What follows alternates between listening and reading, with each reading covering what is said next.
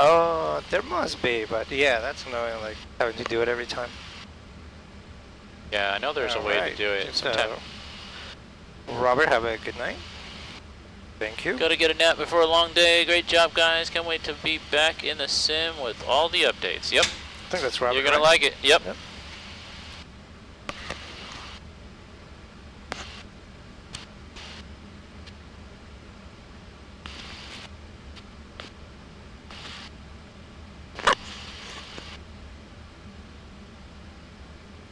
Alright, so I was saying it's 10 o'clock. Let's try to push before 25. Okay. Alright, so kind of keep an eye on that as far as scheduled time. Alright, call signs good. Good. OFP's good. Generate flight.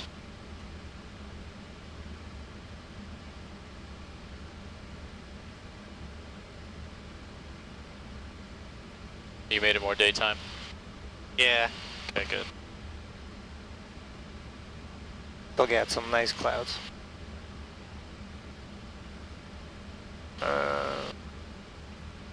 Pre-file on network. File it.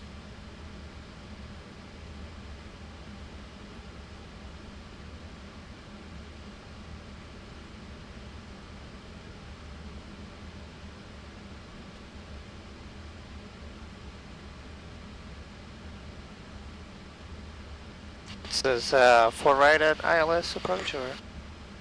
Say again? It's is this an ILS approach? JFK? For right, yeah. Yeah. Uh-huh.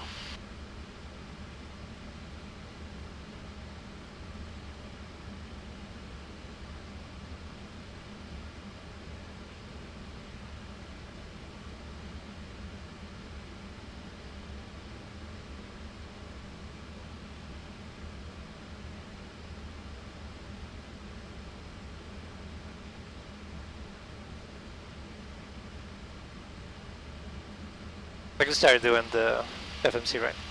Yeah, so you're flying, so you start doing the FMC, but let me go ahead and, I think you should be able to pull up the route and stuff, so I'm just filing the flight plan on VATSIM. But you should be able to. So I gotta do Yeah. Fuel. 13. Did you get it? So you do, like, You did get it, right? Do what? You did get the flight plan to pull Yeah. up? Okay, perfect. Yeah. Cool, yeah. Yeah, we'll fuel it up to about 14.3. Alright, none of these work. Work in progress.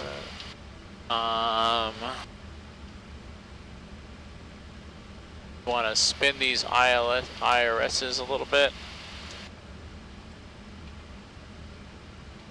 Oh. Squares didn't come up.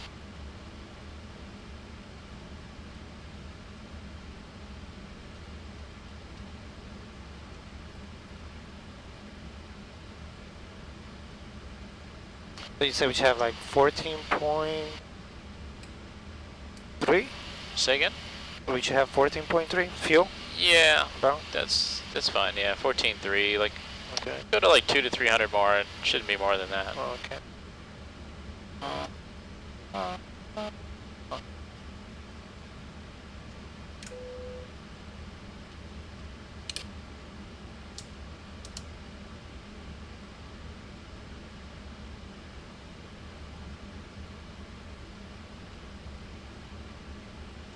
Are going up to 310.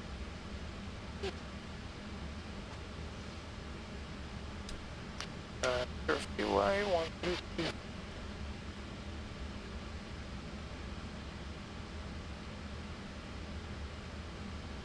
Lights, load, Sembri, JFK.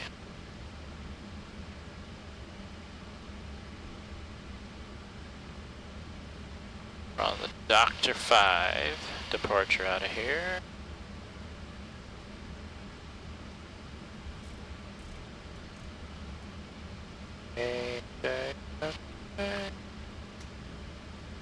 request.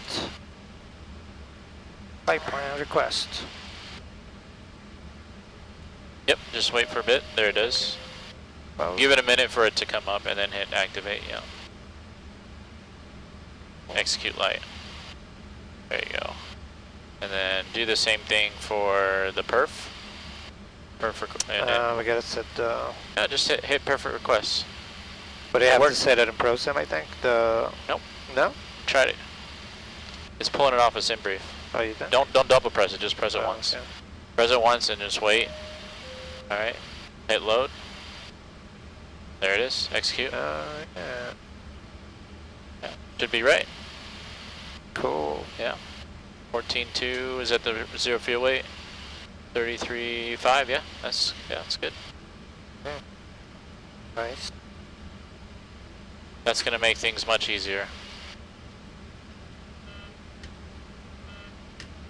We probably don't need the little carrots anymore. I was gonna say. Oh yeah, right. Because we got Turn the that auto off. throttle working. Yeah. Just something minor thing we could turn off now.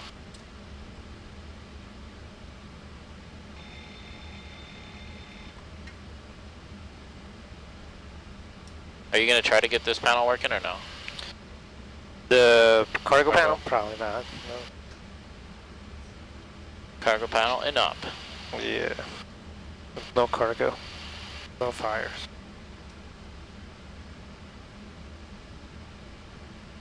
No fires, not planned anyway. Okay.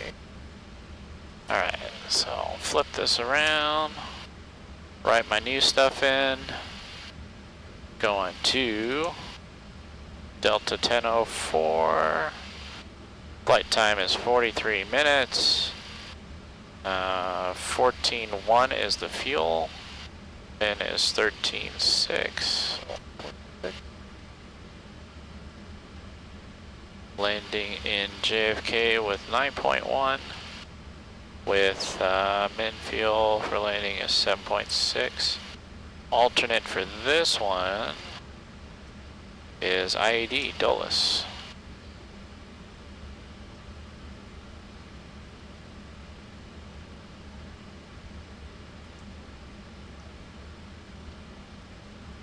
How much did this cost?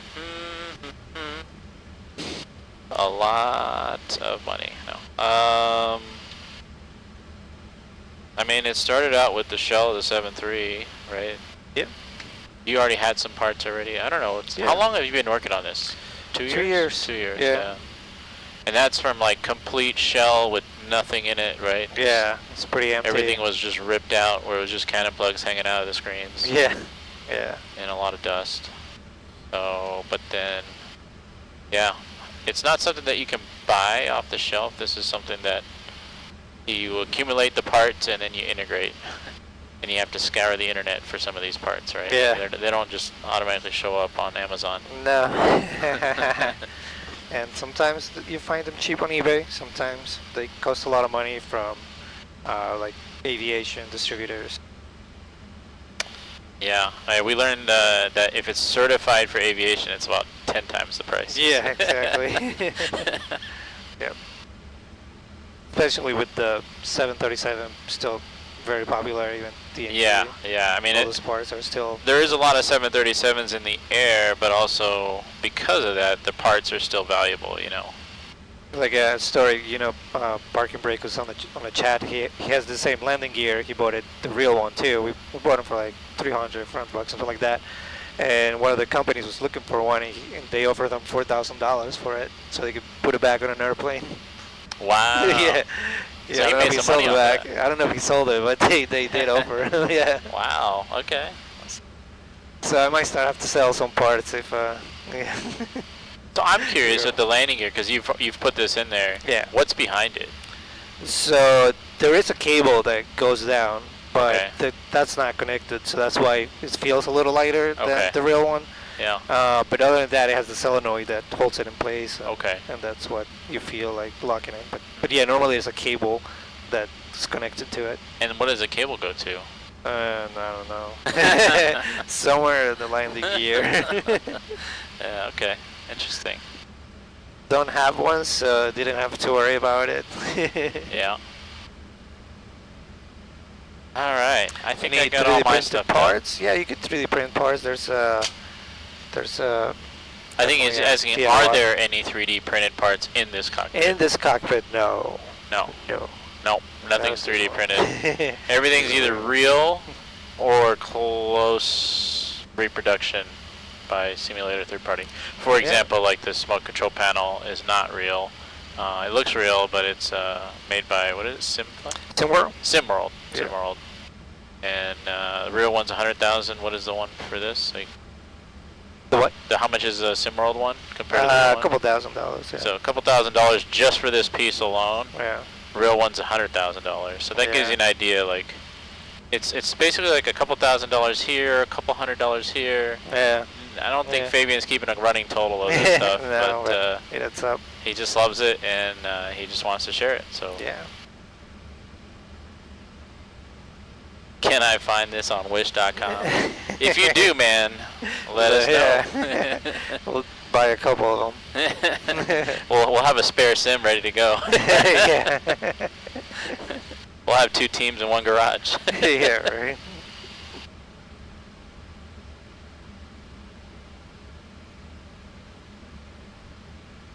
Okay. Let's see what weather-wise. Pretty sure we're gonna take off out of runway 1 out of here. We don't have a clearance, so hopefully it's just. All right, so. Oh, okay, you're doing that still. Never mind. Oh, go for it. Mm-hmm. Yeah, so when you load it from the sim brief, it doesn't load the departure. So you have to manually do that. So I would do that before I do the V speeds and all that stuff too. Yeah, because you just see what happens when you don't. Right. As soon as you put that in, it deleted it. So just double work, save you some trouble. Gotcha. Yeah, I wasn't sure if it did that, but that makes sense. So we do. So today's route of flight from DCA to John F. Kennedy. Doctor 5. And Magger transition.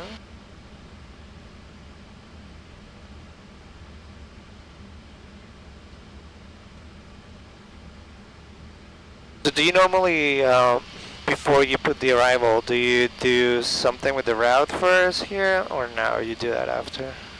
I would kind of put everything that you want and then clean it up after. Yeah. That would be my technique. Do the arrival first? Yeah.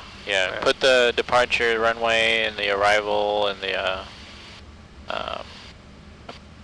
okay. what do you call it? The approach in and stuff like that. But in this case, we don't even have an arrival into JFK. Real life, it usually ends up being the Cameron 4. That's Cameron. And which runway? Oh, we say 4, right? ILS 4? Yeah. 4 left? Or 4 right? right, I think is what you had in there. ILS 4 right. And Cameron 4?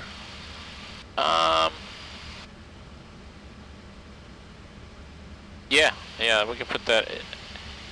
The only thing I would say about that, see it throws, let's see, what do we have here? No, let's just not, because we didn't have the camera 4, so let's not put it in there. Normally, HC would clear you, so just erase it, and just put ILS 4 right in, with no arrival. There you go. Okay.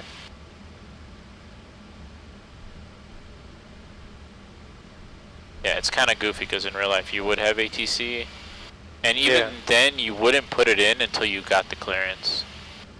So from a legality standpoint, if they say you're cleared as filed, your as filed route is Victor 44 to Cameron, and that's it.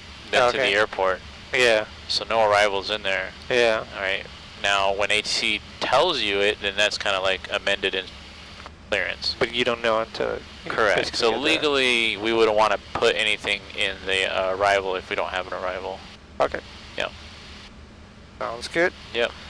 What about the upper console? Was that all one piece or different this is all real panels from real 737, most of them, except this one. Yeah. And I bought them one at a time as I found them in different places. And then I interfaced one at a time. And most of them work now. It's still working on some of them. Still few in-up ones. But getting there. Most of the stuff that we're messing with is working. Yeah. Hydraulic panels probably not, right? Not yet. Yeah, that one's next, actually. I want to get that one working. To get the yaw damper. Yeah, I get the yaw damper with the magnet switch working. Yep. Yeah, so, but, got seatbelt sign working now. Yeah. Little things like that, it's kind of cool. It wasn't working before. Oh yeah, that's working too. Important. Yeah, very important. Call your flight attendant. Cool. Anyways. Okay. Let's get looking at the time here. Let's see where we're at. Are you done? I think I'm done. Alright, so double check my work up top. I will double check your work down low. Okay. And then we'll come together and we'll do some briefings and checklists and we'll get ready to get out of here. So this is still on, but it looks like it wasn't an issue, right? Forgot, it should have reset Prosim. Yeah, well, we'll just leave it the way it is. It worked fine. Alright, so the Dr. 5 A-guard, we're cleared to rec Donald after A-guard.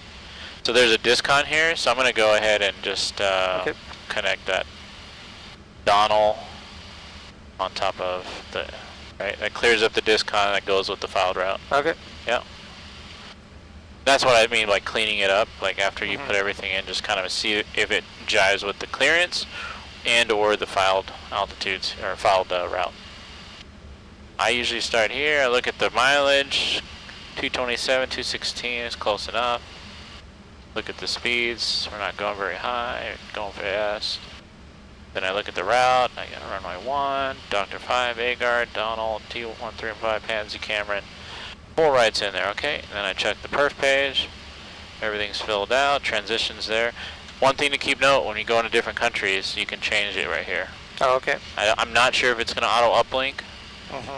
And some places the transition altitude is given by ATC. Oh, okay. So you will probably more than likely have to pay attention to this more. Yeah. We should try to get an international flight next time. Yeah. See, haven't done that. Yeah. I'm good with it. Yeah, so that looked good to me. And then yeah, I did all the noises and everything, but just double check, make sure I got everything that I'm supposed to have. Yeah, looks good to me. Okay, so we are ready to brief then. Okay, actually let me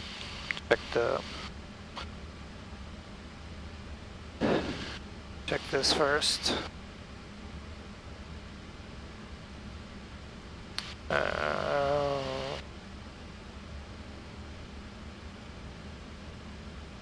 So I'm gonna pan. Oh, is it here? Oh wait. The taxi. Okay. Yeah, there should be some ones that are already pinned from the flight. Yeah. Okay. And then yeah. So we're here, and we're departure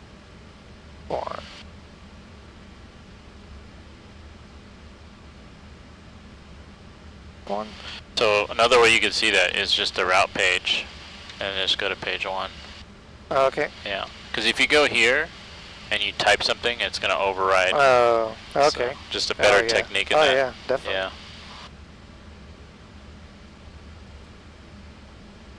Just checking to see if anybody else is on VATS. Nope, nothing. New York is dead. What page was that? Go to page, so see where on the top right it says 2 of 3? On the top right? So it's actually 1 page back, so go previous page and you see runway 1. Yeah, okay. Yeah, that's the runway you have in the box. Okay. So, why don't I see runway 1? Oh, here it is. Okay. So probably taxi, kilo.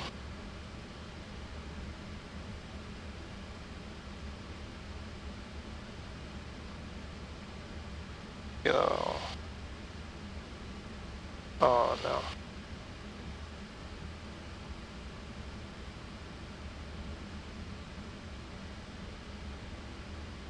Oh.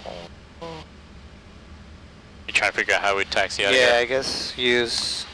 So, from my experience, if I remember correctly, Juliet goes north, Kilo goes south. I haven't been to DC in a several couple years. It was back when I was on the 7.5, but Kilo to Charlie to hold short at 4, and then cross over into the pad, and then get clearance to take off was usually the way I remember it. I see.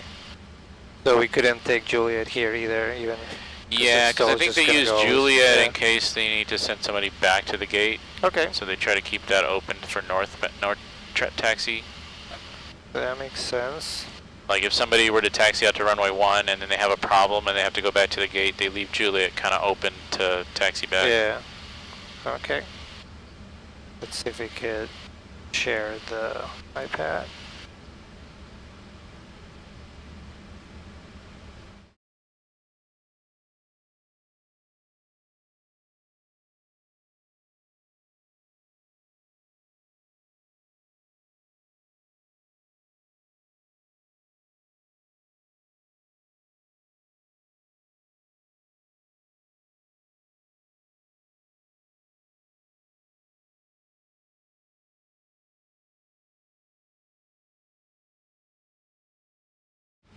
Was working before, huh?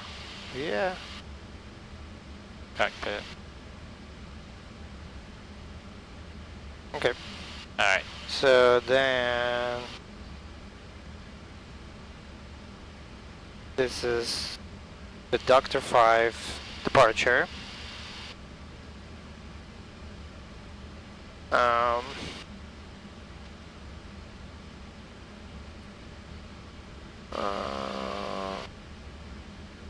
So let's see.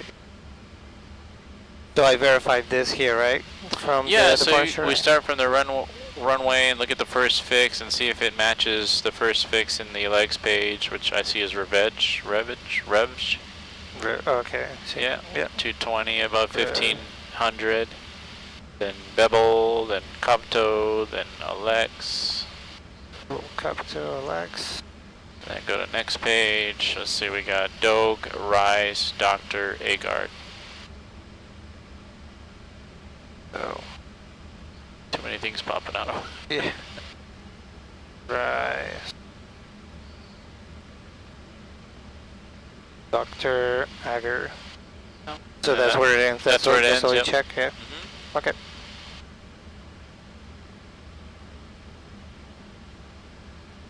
Okay, so that's checked. And this has altitude 5,000. Okay, I think I'm good. Alright, so lay it to me like you would on the briefing guide, yep. Check the weather. Weather. Arms, 2. Nothing there. Weather.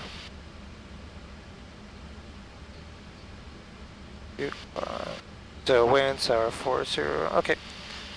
So. And you know you can get ATIS too from there, right? On that page.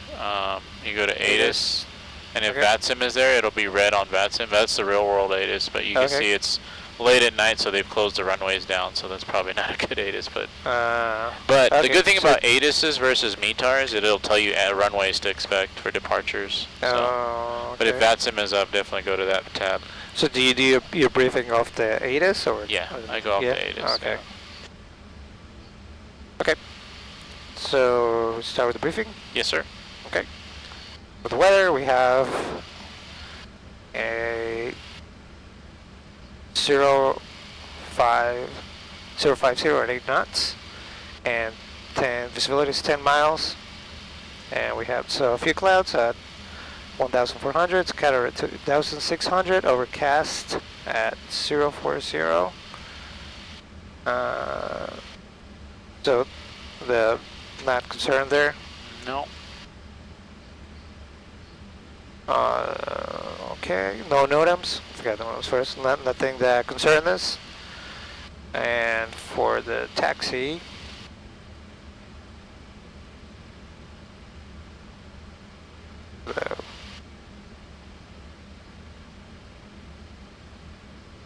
so we're gonna push back tail to the north and go south on Kilo. Kilo till, I guess we'll take, yeah, we'll Kilo to Charlie here, right? Charlie, cross runway 4 to, this is Juliet then here? Yes, yeah. So cross runway 24 to Juliet to runway 1 and for our departure we are doing the, oh, so we talk about the page, right? Right, this is where we talk about the page for the chart? The, you can, it's not really required, but you just want to kind of give the highlights.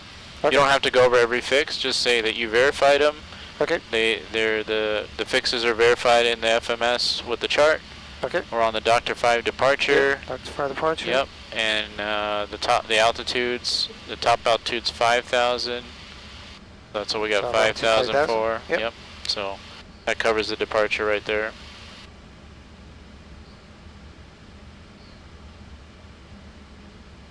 And so in case of an emergency, we would return runway 19. We're taking off 1, so probably come back to 1. 4 or 1 or 4, yeah, okay. 1. Yeah. Okay. But given the fact that, you know, it's 7,000 feet and, you know, there's also Dulles as an option, but we'll go with DCA as our plan A, but if something's where runway length is compromised, like if we have a brake issue or something like that, we'll think about longer runways, which is like Dulles. Okay. So just keep that. But okay. Yeah. Sounds good. And for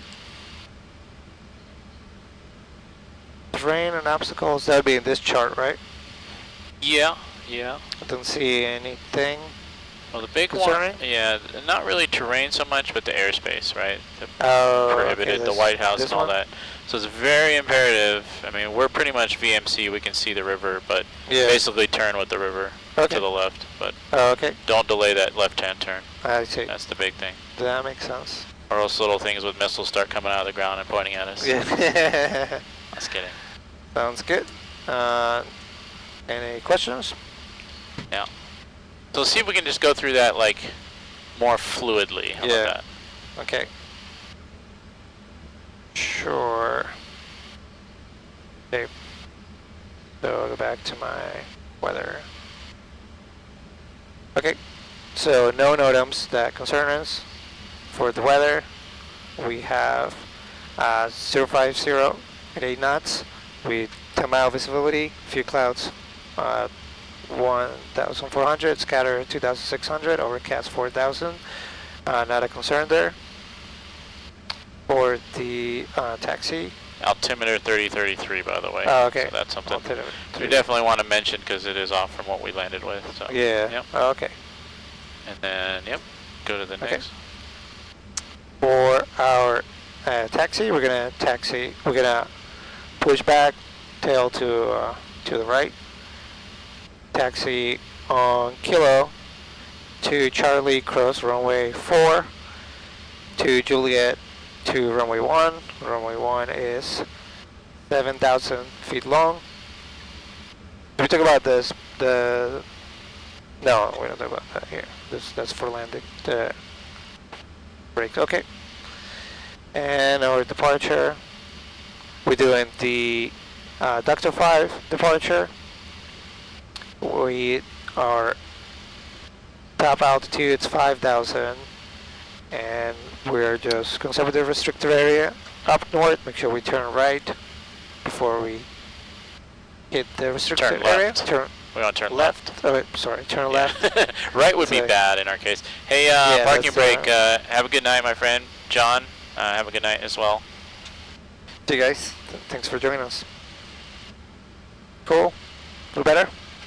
Yes, much better. Yeah, just kind of, that's kind of the pace you want to go. Yeah, okay. Speeds and altitudes on the departure I verified. They're in the box. We want to just make sure we make that left turn. top altitude 5,000, and we're going to go up to 31 later.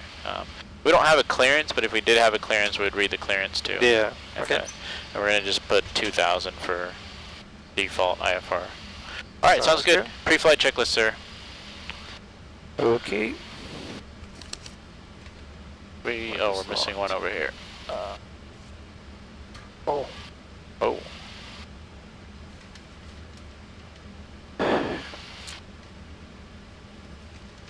Pre-flight checklist. Interior and exterior inspection.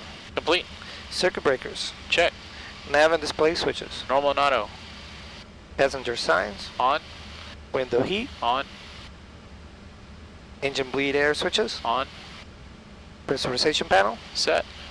Pressurization mode selector. Auto. Mode control panel. Set. Oxygen masks. Check. Altimeter. And you say check too, right? Oh, checked. Yep. Altimeter is 3033 cross check. 3033 cross checked. Live and nav instruments. Checked, and I would turn off the baro mins because that's not needed for the takeoff, so just do the reset. Okay. Alright. Checked. Warning and annunciator lights. Check. Speed brake. Down. Takeoff warning. Checked and closed. Engine start levers. Cut off. Stopper and cutoff switches. Normal. Fire warning. Check. Radius and transponder. Set. Radar. Is off. Rudder and aileron trim. Free and zero. Parking brake. Set. Windows. Close and lock. Closed and locked. Flight attendant briefing. Is complete. Departure briefing. Complete. Logbook RHS. On board. Fuel require. We got 14.1 on board, 13.9. 41 on board, 13.9. And pre-flight checklist complete. Okay. Let's go ahead and get the pushback going here. Pushback checklist. Okay. Pushback checklist. Okay. There you go. Pumps. I'm gonna go ahead and get Doors. Doors. Transponder. Pushback checklist. Doors. Closed. Hydraulic panel. Set. Fuel panel. Set. Flight deck door. Close and lock. Transponder. Is on transponder. Pushback checklist complete. Okay. So I got the tug connecting, I think. Can't remember how this works. Does it tell me it's ready to go? I saw it kind of go off to the right there. Oh yeah, I see him moving. Is he coming over? He's moving. I don't know what he's doing. It's like slowly moving away from us. Let me see here. Beacon's on. Brakes release. Let's see if we go anywhere.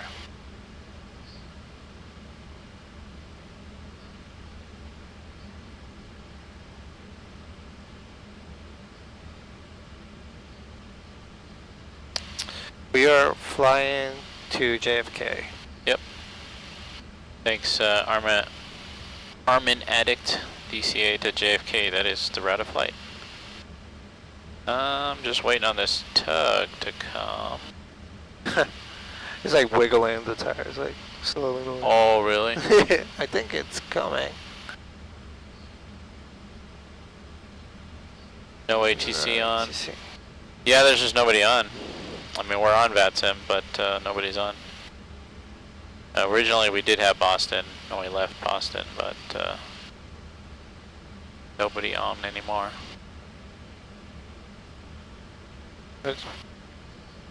Yeah, tried it. You turn on the pushback too? Yeah. Yep.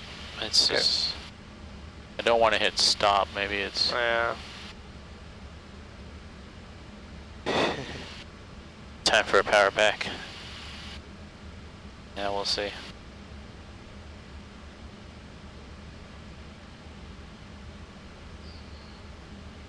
What this does. Oh, it's going back in. Oh, there we go. Did you just do that? Yeah. Oh, okay. That'll work. Alright, let's get 2 then 1 started. Okay.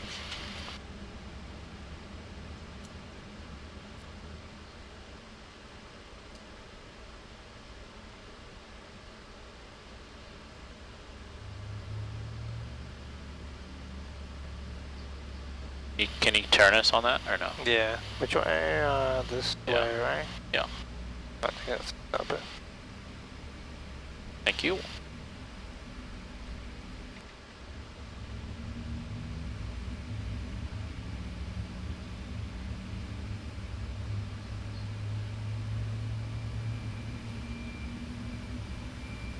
Flying in the West Coast right now, PDX to LA. Okay. Well, we're on the East Coast. It's nighttime, but we made it daytime so you guys can see. Alright, if you can hit stop, that'll be perfect. Alright, cool. Park your brake is set.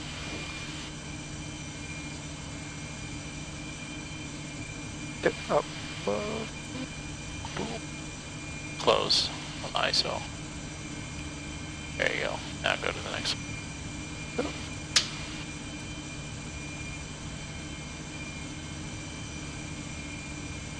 So what we're doing here is we're using the APU to start the left engine.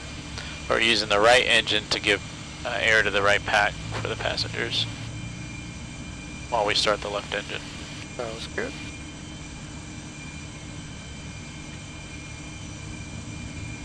What kind of plane are you flying there, Fritzy Place?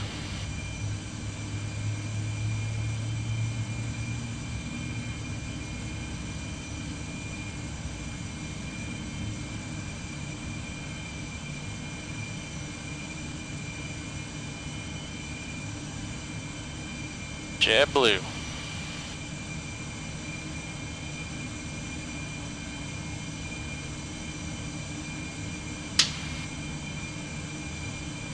That are correct. All right.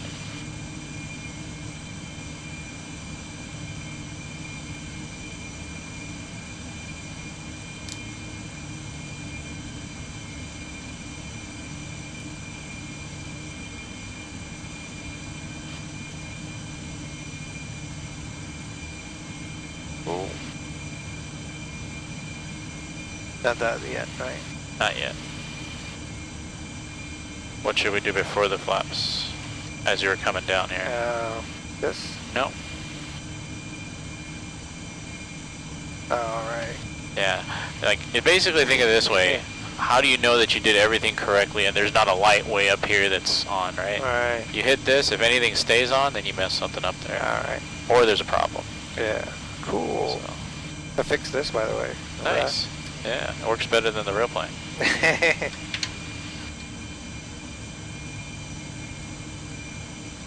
This stays, right? Yep. That's it. After checklist, sir.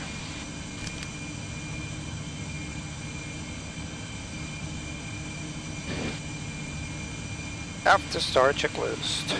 Generators are on. Proheat On. on. Anti-ice Is off.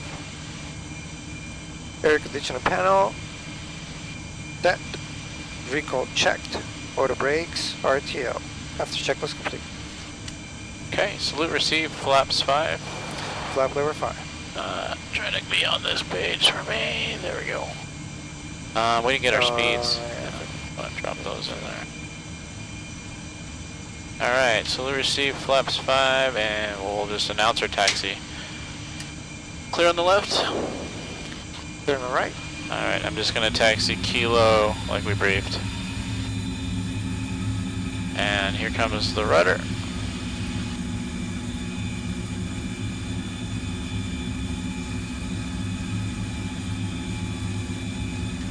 And you would check your controls too.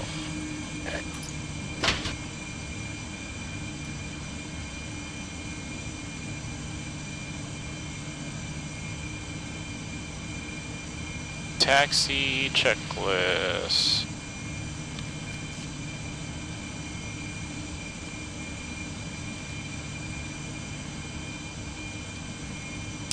Taxi checklist. Flaps. 5, 5, 5 and green. 555 green. Takeoff speed. 137, 139, 149 set. 137, 139, 149 set. Thrust. TO. TO. Tap trim. 5, we didn't set it. Can you set it to 5.6? Yeah. 5.6.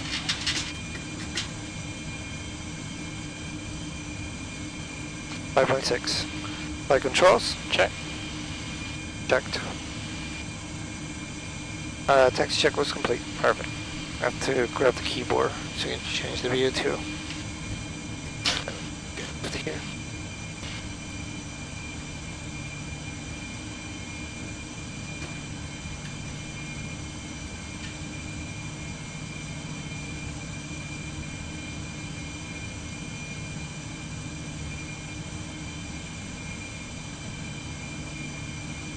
That's right, you gotta change your view to the right seat.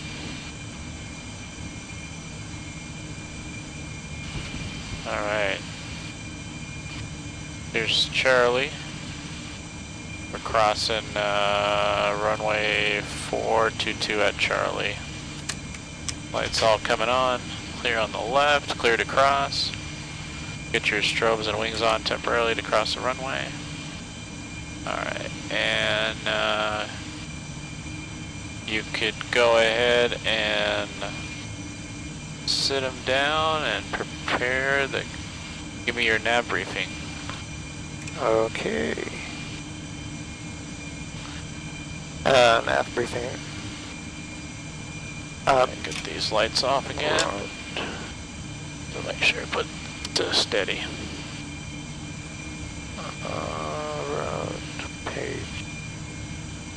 page 1.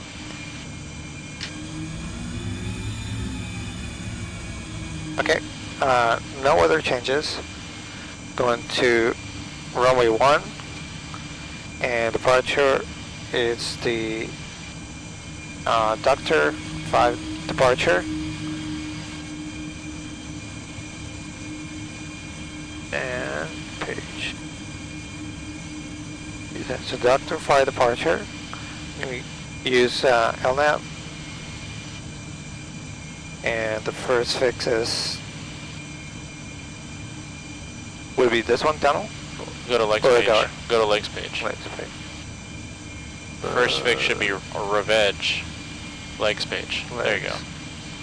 Revenge. Okay. Revenge is the first fix.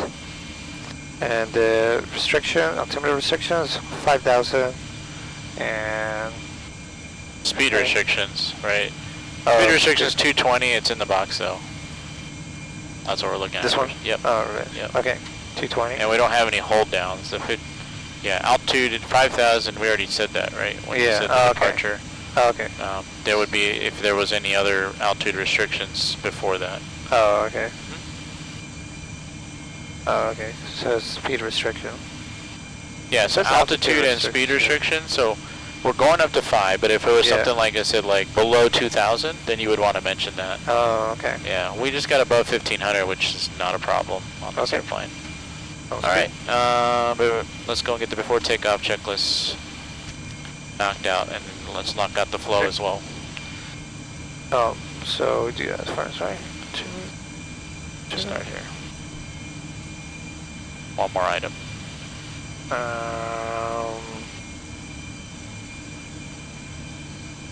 You're right. Yes, sir.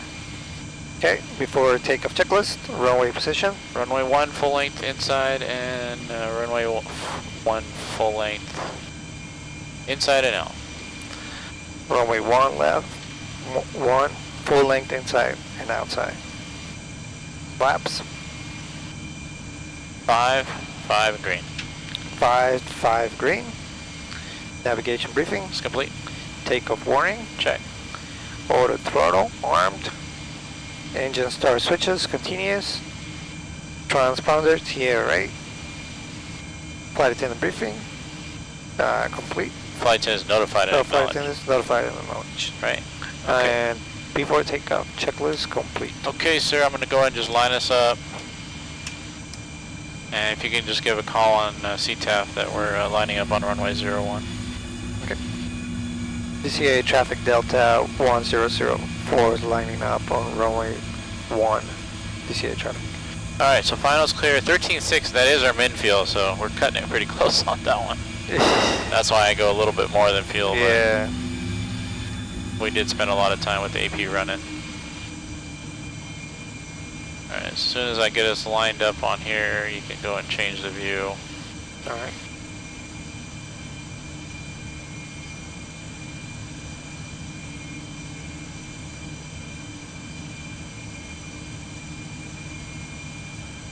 Alright, is that about right? Go and change your view. Okay. Looks good for me. Okay. You have the controls? I got the control. And we'll just say we're clear for takeoff. Tell the radio. DCA traffic, Delta 1004, departing runway 1, DCA.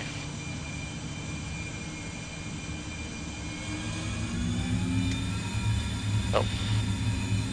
Did you pressed the wrong button. Oh. Yeah. Yeah. So remember, the toga button's up front. Alright. You hit the auto throttle disconnect. All good, we're learning. Yeah.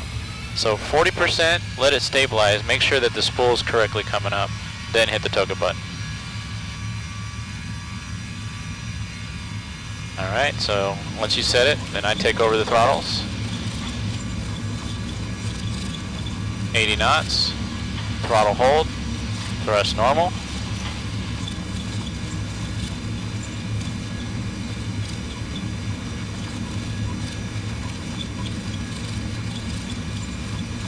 V1, rotate.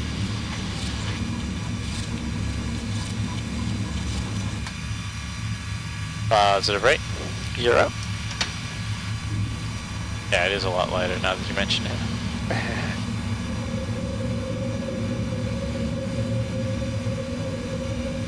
Banking over the Pentagon. LNAV's active. Flaps 1? Not yet. No. Okay. Let's wait till we get to VNAVs. Right? Oh, okay. Yeah, 1,000 feet. VNAV. Which is the end of that. There you go. VNAV. Flaps 1?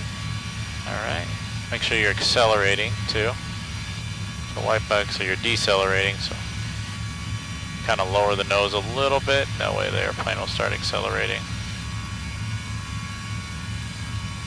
So yeah, we made that 1500 speed restriction, no problem. Yeah. Alright, so flaps 1.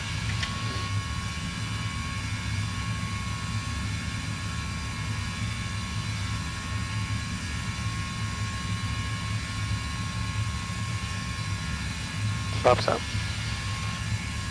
What do you say after that? After takeoff checklist. Perfect.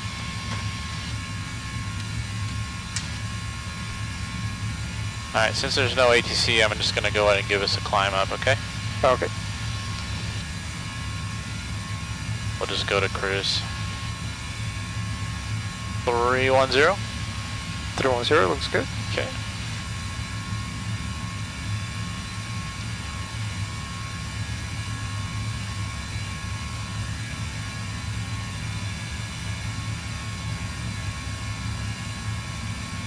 After takeoff checklist complete.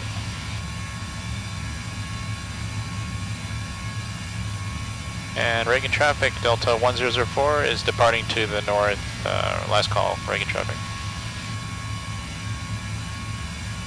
Stay on that flight director, sir.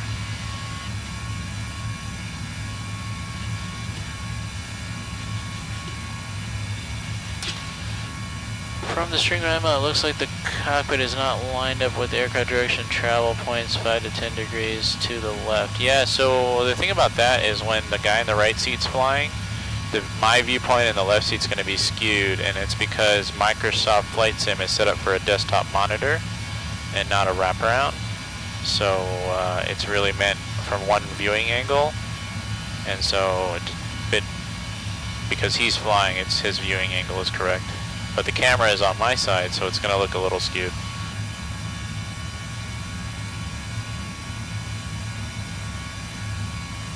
It's kind of a limitation currently now with Microsoft. Right? Is that about sounds right? It's more of a limitation on the display. I don't know if they could do that, anything about it. Other than, yeah, getting those collimated displays, or I don't know, maybe someday like AR headsets. Easy killer. Let's not stall out of the sky. Yeah.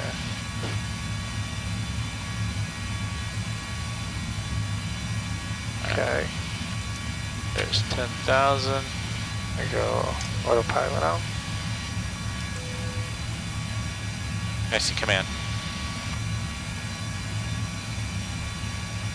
Oh, we should do this one, right? Yes. There you go.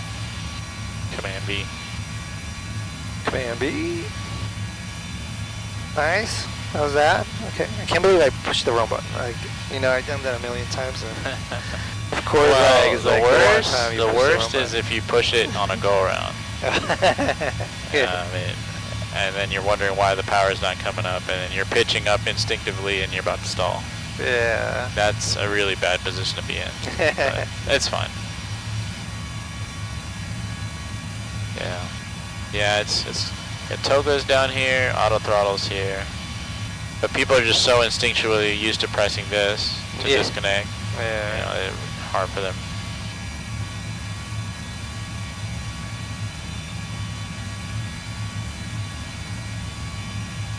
What happens when a plane stalls? Well, aerodynamically, the wings stop producing lift, and you start descending rather quickly.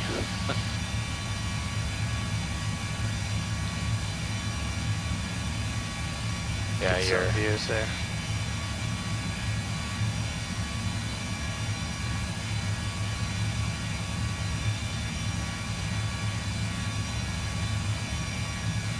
Oh, that's very scary, yeah. And that's the reason why, even as a private pilot, it's one of the first things you learn is stall recoveries. Yeah. And the important thing to note about stalls is it can happen at any speed. It's not associated really with the speed per se. Bank angle can change the stall speed, you know, weight can change stall speeds. Well, that was kind of weird. They kind of twitched out and then they went back. The flap indicators. Oh, really? They went down for a little bit and then came back up. Oh. It was just trippy. How does this handle compare to PMDG and Real Thing? Mariano. Okay. I'm gonna say it's in between. No. One thing I noticed about this one is it does like to float more on flare, so I'm coming off the power a lot earlier. Yeah, it's just ProSim's flight model's a little off on that. As far as the control feel, it's going to be different because you're used to a joystick at home, and so PMBG can go many different ways based on what peripherals you're working with, but we're getting the Yokes to feel more natural and more realistic, so it's getting there. The rudder feels much better now, so the rudder's actually acting like a rudder, and the tiller actually works like a tiller, so that's good. I'm trying to think, what else? I would say it's a little lighter, maybe in some ways, but it doesn't feel bad. I don't think it's bad. I think we've tweaked it, right? Cause yeah. You think it's a little too light now? No, I think it's okay. I think it's good. It could be smoother. That was the only thing. But yeah, you mentioned that that was kind of harder to do. Yeah. I want to master the A320 before I move on to a bigger plane. Well, the 737 is the competitor to the A320, so it's not necessarily a bigger plane, the 737. The 737 is a little bit more hands-on, I would say, whereas the A320 was designed to compete against the 737, so they made a lot of things simpler. Going through transition, by the way.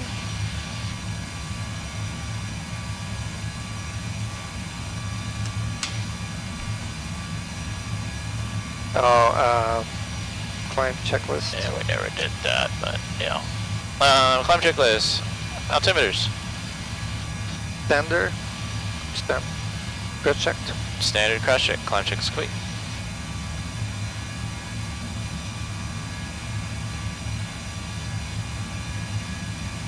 Arminedic, gotta go. Wanted to stay and see the takeoff. Have a safe flight, pilots. I appreciate it. Thank you. Thanks for coming in. Yeah, like I said, be on the lookout for more streams for this thing. It's a pretty amazing piece of machinery for a home swim. But yeah, no, back to the 320 discussion. 320, I've flown the 320 in real life, and you know, I appreciate the simplicity of the 320. They made it just kind of more automated to take the workload off the pilot, and they did things, you know, just differently than the 7.3 does. But I would go as far as to say that 320 was a much easier airplane to fly. But I don't know. In some ways, it takes the fun out of it. Yeah, right. That's why you became a pilot to fly an airplane. Right, yeah. I mean, the 320 is more button pushing and suggesting what the airplane to do. But it's not a bad airplane. I like the roominess of it. It was really great. The tray table was awesome. The stick felt really good. Never felt really bad. It didn't feel like cheap or anything like that. It felt really solid. But you're just not doing as many things. So that could be taken different ways, like I would say. Like if you're the type of person that likes kick and rudder and opposite aileron and crosswinds and things like that, like the 7.3 is more your style. If you're just kind of a button pusher and you like getting into the fully automated stuff and just letting the airplane do a lot of stuff for you, then the A320 is more your jam. But they're about the same size. They compete against each other, kind of like Mustang and a Camaro. So now, how about the CRJ? CRJ. You flew CRJ, right? I flew the CRJ. Yeah. Well, the CRJ can also be divided into 3 parts in that. The 200 is probably the worst one. The 200, you got doing a lot of stuff, and it's not very powerful. It's very underpowered. Now, I would say it was my least favorite, but I flew it more than any of the other ones. The CRJ-7 was probably my favorite out of them all. They felt just right, and then they made it longer with the 900. So, but CRJ doesn't have auto throttle. When I flew the CRJ, it didn't have VNAV, so we had to use vertical speed for everything. Oh, wow. And so we had to calculate all the profiles going in on the descent vias and stuff like that. So it was a little bit more work in that sense. But the flame flew fine. I mean, it slowed down fine. Yeah, I don't know. Do pilots get different food on the plane? Internationally, yes. Domestically, not so much. Different as in different from... Like if there's an option between beef, chicken, and fish, and the captain says beef, then the FO says he has to pick fish or chicken. On the international flights, that's pretty much a rule. Yeah. Oh yeah? Yeah. We gotta give you options. So typically the captain goes first selection. Yeah. Well, actually what they do is, so the flight attendant, lead flight attendant, the purser on the international flights would come and say, this is the menu, these are the options, put your first, second, and third choice. Because there's usually 3 pilots in the longer flights on this, like a 7.6. And so first, second, and third. And so when the captain puts their first, second, third, FO puts first, second, third, and then she organizes it based on what the captain's first choice, and the FO gets the second, and then relief guy gets the leftover. Oh, no. So they only have one of each? It's like yeah. Yeah, That's funny. They got one. But yeah, that's kind of how that works. But you get fed a lot. I mean, you eat like on like a 10-hour flight. As soon as you take off, get above 10,000, contact Oceanic, and get all that stuff done, you eat. Then the first guy goes to break. Usually the guy in the jump seat. You do a bathroom break. First guy goes to rest. Then there's 2 guys up here. And then halfway through, the other guy goes to rest. Then the third guy goes to rest, and then you eat again before landing. Then everybody's back in the seat an hour prior to landing, and then you do the approach briefing and the arrival briefing and all that, and then land. But yeah, I mean, you eat like 2 full meals, and then a lot of the international ones, you get the first class meal. So you get like the dinner roll, the salad, the soup, then the entree, then the dessert. Nice. So it's a little bit more extravagant than the domestic nice. stuff. Yeah, nice. I'm getting hungry now. Wait. Oh yeah, we can turn that off, huh? Oh yeah.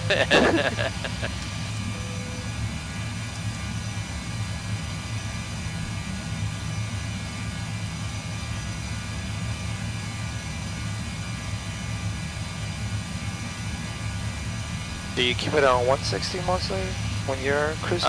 Yeah, when I'm like way up high, but I was just kind of looking to see.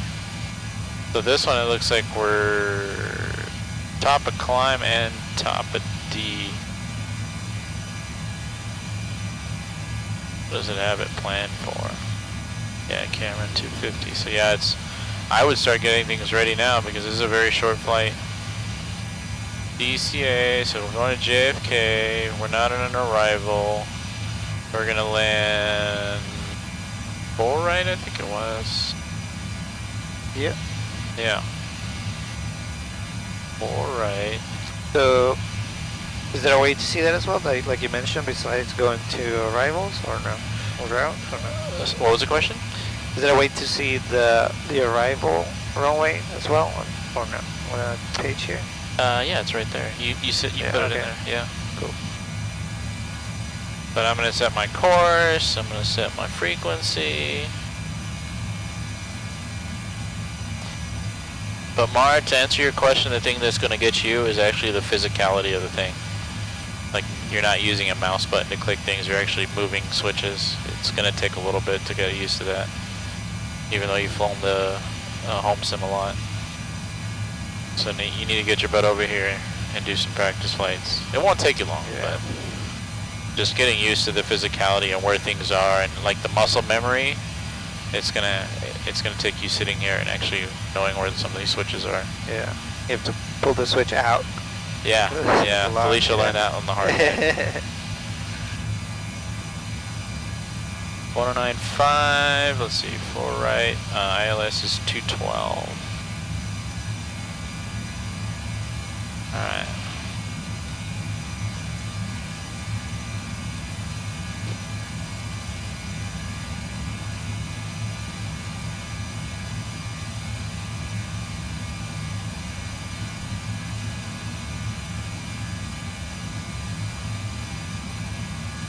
But the descent checklist is 18,000 or?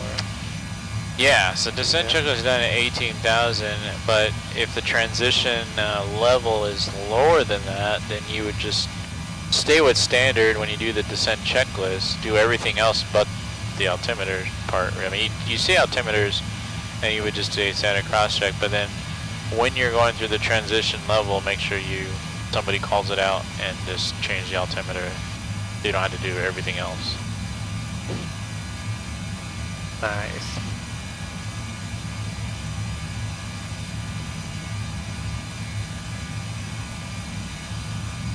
It's actually a whole lot smaller than what I've seen from the pics now. I mean, I don't know. Gotten used to things. I mean, if it was any bigger, it would be hard to reach some of this stuff. Like look, my hand has to go full extend to reach out here. So I think they just like the back ones are hard. Yeah, they're hard to reach. You got to think like they kind of designed it to where you can reach all the way to the top, all the way across, like at least to here, because that's usually your panel. But I can reach here. Yeah. I think it is small in the sense that once you like get in here, like it's a lot smaller than what you imagine. Like you'll bump your head like really quick. Yeah. Like you don't pay attention. 30 for 31, by the way. All right, since there's no ATC, I will act as an ATC. Let's plan to cross Cameron at 250 and 10,000. How would you make that happen? What? So ATC tells you Delta 1004, cross Cameron at 10,250 knots. So I could change this to 250, right? 250. Yes? Yeah. Same time, 208. Like that? Nope. No? Don't yeah, 10,000. So you gotta, why'd you put 10 to Oh, I just kept the same one. Yeah, so if it's 10,000, put it there. There you go. There you go. Cool. Well, you like it? I like that one better. Nice. All right, one more thing we gotta do.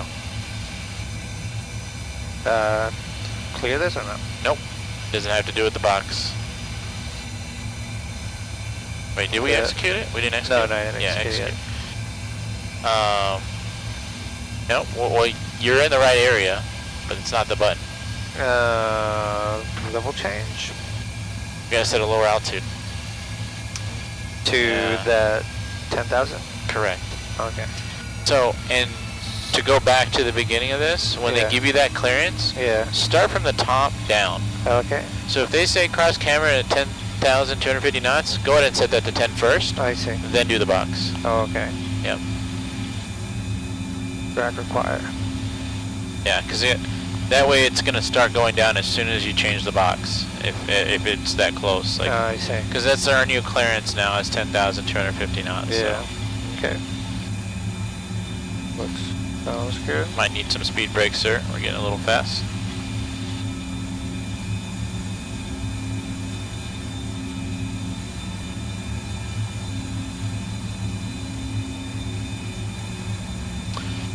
So one good thing happened to me today. What's that? I've been having jury duty since Monday. Oh yeah, you got selected? No, it's like every time I call, they say, check again tomorrow. I'm on standby. Yeah. Like I check in tomorrow, come on. Hey, and I checked today, and they got me on standby till Thursday.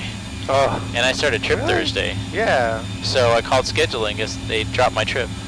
No. I get paid for it. Oh yeah, that's true. So I'm gonna be off, and I get paid for the trip that I didn't even do. Okay. So it's not too bad. Yeah, that's true. That's not so that has actually opened up my schedule a little bit more. Oh yeah. So I was. Oh, you should come back Thursday then. Yeah. But you fly Friday then? No. Like they took the whole trip away. I put more speed brakes in. Oh, okay. Because we're getting really fast here. Okay. Yeah. So my schedule now is like it shows like a gray trip because basically they took it off, and so I'm off. Because I told them, I was like, yeah, they gave me jury duty, so they just dropped it. So basically I'm off, and then all the way next week too. So I don't go back till the 7th. Oh wow. So I was like, yeah, jury duty actually paid off in that sense. Yeah, right. Yeah, that's. But then it's still sort of standby, or do you know for sure that standby? Yeah, I have to check. Yeah, I have to check. Okay. I've never done it. I don't know for somewhere. But every time it's just I've been just logging on. There's like a online login portal, and they give you a badge number and stuff, and you just check and see. Okay. Anyway, sir, we have an approach and arrival briefing to conduct, sir. Okay. Let's not get too sidetracked here. Yeah. We are falling behind here. Yeah. Okay. Check the weather. Yeah.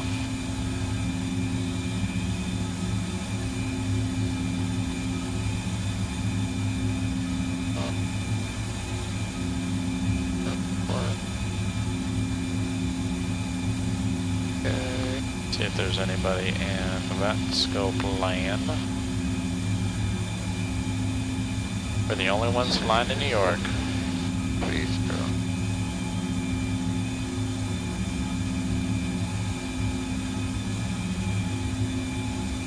Remind me again, if it says few 100, is that 1,000 or 10,000? 10,000. 10,000. Yep. Okay. So just add 2 zeros. Okay. Okay.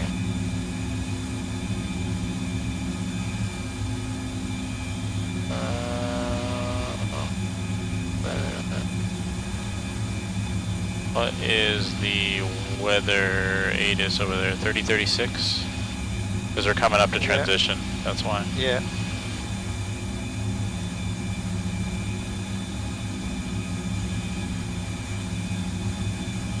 Okay, and then so you gave me an arrival or not yet, right? Nope. I just told you to cross Cameron at 10,250 knots. So no arrival. Okay. And we're going through transition, so. So what do you do in that case for? Just brief what you got. The approach. Weather, NOTAMs. We're gonna cross Cameron at 10,000, then get vectors for the ILS to runway 4 right. And we cross through transition, sir, if you want to set your altimeter to 3036. While you're doing that, I can fly the airplane for a little bit. Okay. So I can stow some speed brakes I have the aircraft.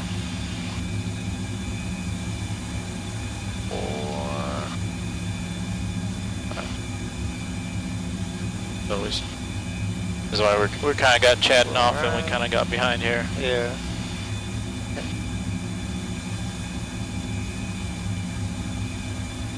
Okay.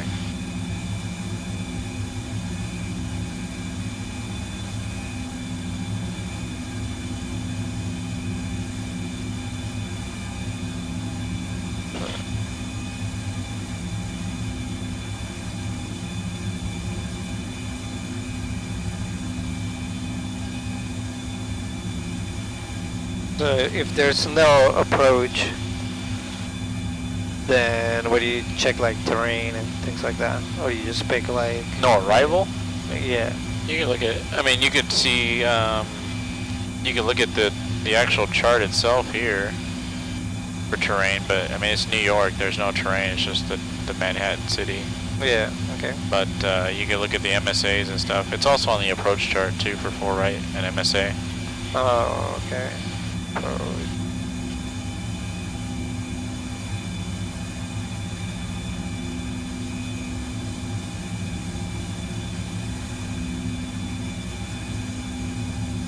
Okay.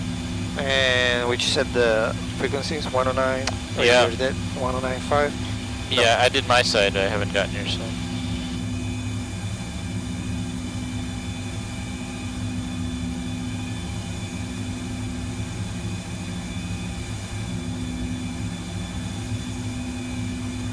Okay. I think ready for the briefing? I'm ready, sir. Okay, for the NOTAMs, there's no NOTAMs affecting us. The weather is... We have 030 at 11 knots. Visibility is 10 miles. Few clouds at 10,000. Scattered 18,000. Broken to 25,000. And altimeter is 3036, which we have set. The for the arrival, we don't have an arrival, and we are landing. So then, to just talk about the approach. Correct. Okay.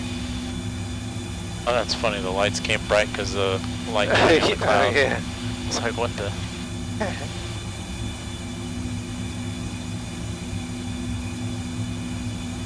Okay. For the approach, we are doing. We're gonna be on runway 4 right to the ILS. Runway 4 right.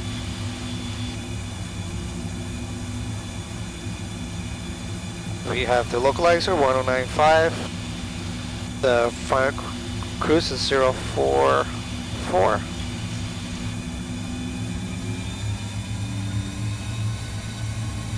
And the minimums, the barrel minimums is 212. Oops.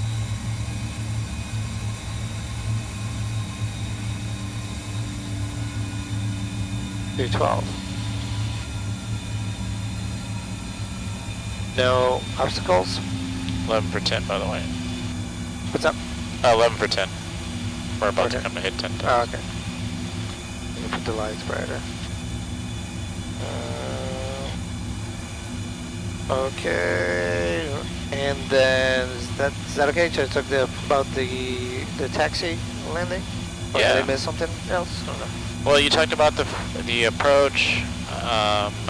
The final approach fix was what? EBI at 15,000. Yeah. Oh, Barrel of yeah. 212. Yeah. Auto brakes, flaps, landing. Where are you gonna get off at? Where are you gonna taxi to? What gate? And then the missed approach stuff. Okay. Uh-oh, why did that just happen? Oh, you know what? Because after Cameron doesn't have anything to go. Yeah. Alright, so heading select for now. I'm gonna go ahead and just be speed selected here. I'm gonna go ahead and since you got, I don't want to rush you, so sure. we are behind, but I'm just gonna kind of do some vectoring ourselves around here. Okay. While you do this, because we got plenty of gas. I'm just going heading select and going out to the east for a bit.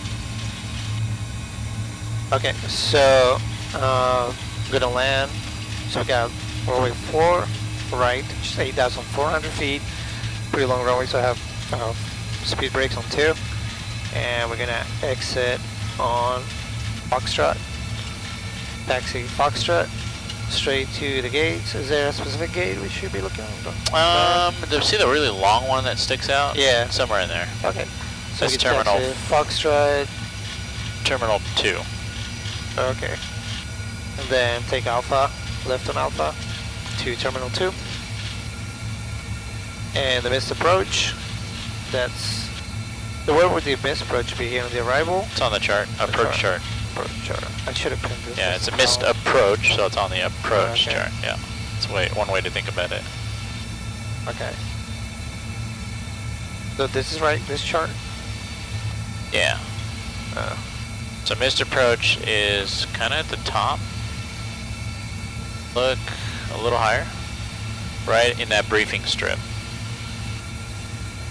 See this right here? Missed approach. Right here. Okay, missed approach, climb to 800 feet, then climb right, turn 4,000 feet, heading 099, and V44 to TPK VOR and hold. So yeah, just kind of have an idea what you're going to be doing for that missed approach kind of thing. Climb to 800 feet, yeah. So I mean, I know you read it to yourself, but also think about that, what that is like, you know, if you have to do it. And we set that 800 feet before landing or not? No. So it's climb to 800, then it climbing right to 4,000. So you said 4,000? Yeah. Okay. The 800 feet is just you climb to it before you make the turn. So you don't want to set the 800 because then it's going to stop at 800, and that comes up fast in this airplane. And that's not what that says. It says climb to 800, but then continue to climb to 4 with the right turn. Right. So we would set 4,000 in this case. Oh, okay. Yeah. Once we're on the glide slope and we're on the approach, yes. Does that kind of make sense? Yeah, it makes sense. Yeah. All right, Cool. sir. You good?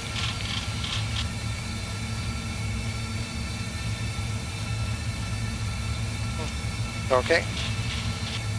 I think you covered everything. Weather briefing, there's no arrival. You looked at the approach, got the frequency, course, minimums, all that set, auto brakes, flaps. You're getting off at Foxtrot. Yeah, that's about it. All right, you ready for this? Yep. Heading select, we're in VNAV out for now. You have the aircraft. I got the aircraft. No, we've already passed 18, so we're already kind of behind here, so we need to do a what? A descent checklist. Descent checklist. Altimeters. 3036 cross-checked. 3036 cross-check. Minimums. I need to get some light in here. Minimums. Minimums, Barrow 212 cross-checked. Barrow 212 cross-checked. Lightning data.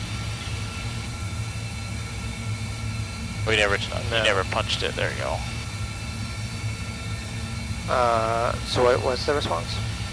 The flaps and the ref speed. Okay. Flaps 30, revs 148. Flaps 30, ref 148.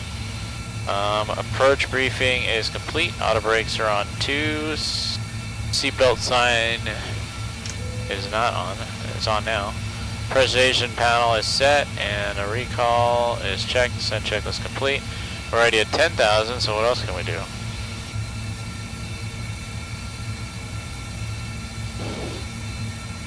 $10,000 feet. Wow. What checklist needs to be done? Descent. Comes after the descent. Approach. There you go. Approach checklist. Okay, you call for the approach checklist. Approach checklist. Flight and nav instruments. So this is where we want to have the localizer frequency up. And you want to verify? Verify. And you're verifying it, right? You want to verify this course is set and the frequency is correct. So it's verified. Verified. Cabin notification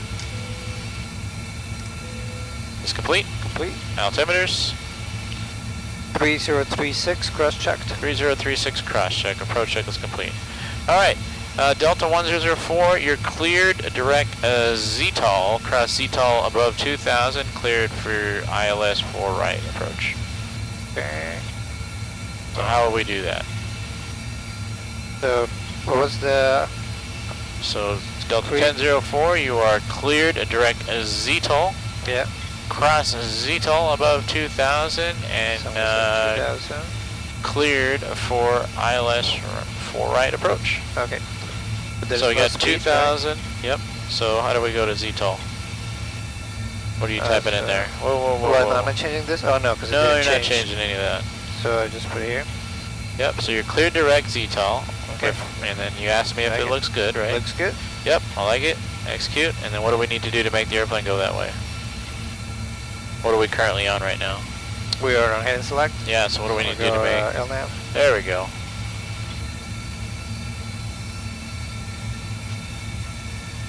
And we're still descending? Yeah.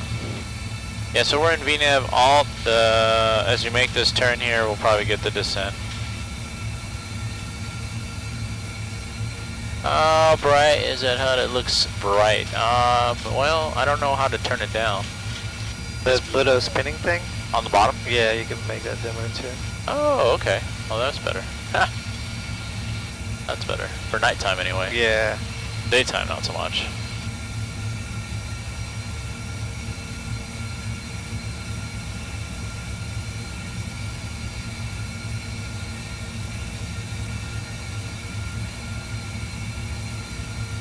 You can't adjust the screen on this, huh? It's just the backlighting? Yeah.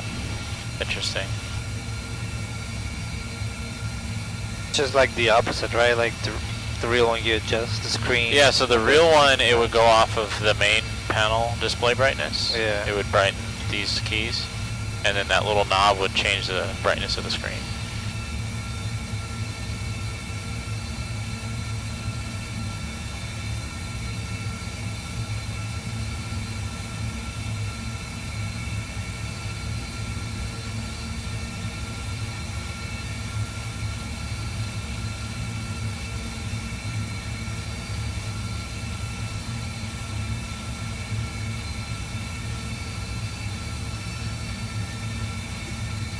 So we fell behind on that. Partly it's my fault, we talked a little bit, but it is a short flight, so it's very much more compressed, whereas we had a little bit more breathing room with the Boston, the DCA. Yeah.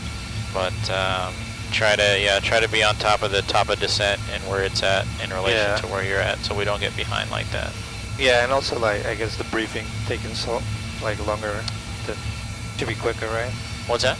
The briefing, like it's also taking me longer than. Yeah, it's kind of going a little slower than you'd like it to be, but you're learning, so it's fine. I'd rather you get it more accurate than rushing it. That's why. Okay. And if this happens in ATC and you're coming up on Cameron and you don't know what to do, just ask for vectors. Okay. Just ask ATC, hey, we need to still set up for the approach. I need vectors. Okay. Okay. They'll give you a heading out to somewhere else, or they'll give you holding instructions, something to give you some time. Okay. You know, you have plenty of time. If you have fuel, you got time. That's the only time when the fuel is really, when you're at 3.6, 3,600 pounds of fuel, that's emergency fuel. You got to get the airplane on the ground. Oh, okay. So you got to clear the emergency and get it on the ground. But other than that, you got 10,000 pounds, you know, you're fine. So how do you know the aircraft will go down right now? Just a question. It's not. But how do you know it will go down? Is it on VNAV? Is it on VNAV, yeah. But shouldn't it be already descending to 2000? So it's looking at a 3-degree path to 2000 at ZTOL, and it's coming up fast. If you look on the right side of the nav display, at 300 feet, so as soon as it gets to 0, it should go down. Okay. As soon as that little magenta triangle comes down, we should see it go to VNAV speed. Okay. If not, you could hit altitude intervene if it hasn't, but it should. This is where we kind of make sure that it does what we want it to do. Is there dynamic lighting in there based off the lighting? Yeah. There's the hue lights. They work really nicely.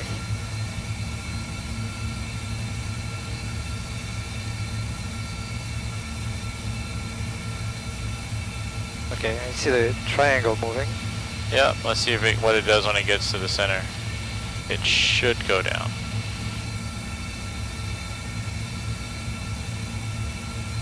Nope, we'll go ahead and hit altitude intervene. Didn't do it. No. There you go.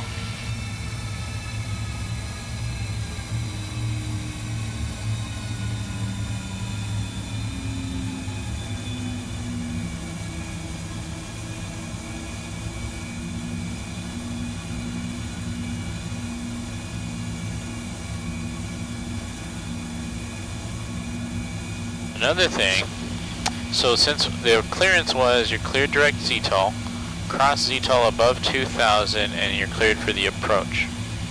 So when you're cleared for the approach, you've heard of the term lavs, right? Have we talked about lavs? I don't think lavs so. is lateral mode, which is going to be either LNAV or localizer. We're going to put an altitude in. We're going to hit VNAV for V and speed intervene. What this allows us to do is it allows us to use VNAV to take care of the crossing restriction at ZTOL, but set a lower altitude so we can continue down after ZTOL to grab the glide slope at EBI. Alright, so whenever you are established going to a fix on the approach and an LNAV, and you're also in VNAV, you can go ahead and do, and you're cleared for the approach, you can go ahead and do it. So in our case, since we're cleared for the approach, and we're going to cross the ZTOL above 2000, if we stay in VNAV, we can set the lower altitude using the lavs technique. So let's start with the L's already taken care of with LNAV for now. Yep. But we can change this to what? 1500. Right? Okay. So we're going to change that to 1500 for EBI. We already got VNAV, we already have speed intervene, so that's already taken care of too. So now it's gonna kind of level off at 2, and then it'll continue going down to 1500. But when we get to ZTOL, we want to arm up Vorlok or approach. It's probably gonna be turning anyway. Okay. Yeah, one fix prior to the final approach fix, EBI. Yeah. You want to arm up approach. Oh, okay. And when would you think is a good time to slow down? It's one of the hardest things in a jet to do. Yeah, I don't know. So I would say you can do fix rings. So you can create I call these like training wheels. How do you get to that fix page? Fix page? Yep. You can put you can make JFK a fix, and you can put a ring around it. Like, well, let's just put 12 miles. So dash 12. And it should draw a line. See, right there, it draws like a little ring. Oh, wow. So that gives us some sort of an idea where 12 miles from JFK is. I would say shoot for that to start being below 200 knots. Like, okay. 10 to 12 miles, you want to be below 200 knots. Okay. It's kind of a good rule of thumb in a jet. If ATC has assigned you a speed, you probably want to ask for a slowdown if you haven't. But this gives you something to shoot for instead of just kind of going in there guessing. Yeah. As you get good at flying this airplane, you will know where it's at. It'll become more instinctual. But use these as kind of like training aids to kind of have a note in where you want to slow down. Okay. All right. So I would lower this and do speed, or no? If I want to slow down? If you want to slow down, you can dial in a speed, but you're already at idle thrust, so you would have to either put some speed brakes or you got to get some drag out. Yeah. Okay. Do flaps 1. I could do it. We're kind of fast for it, right? We need to be below 250. So get some speed brakes out. We'll go to 240. Okay. And then you should be good for flaps 1. You go a little bit more, like coming all the way back to here to flight D10. So we really want to get this thing to slow. Yeah, see how the arrow now starts coming in?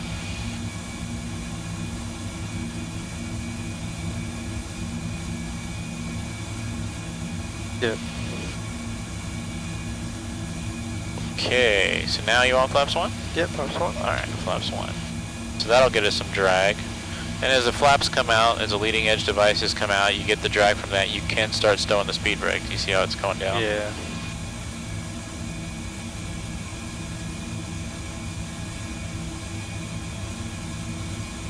And we want to get to... It's funny, it's saying thrust required. I'm surprised it's not going up. Normally it would go up with the speed, but we gotta slow down anyway, so we could select a slower speed here. Okay. Let's go to like 180. It's a good conservative speed right now. And flaps 5. Yep, flaps 5 is a great idea.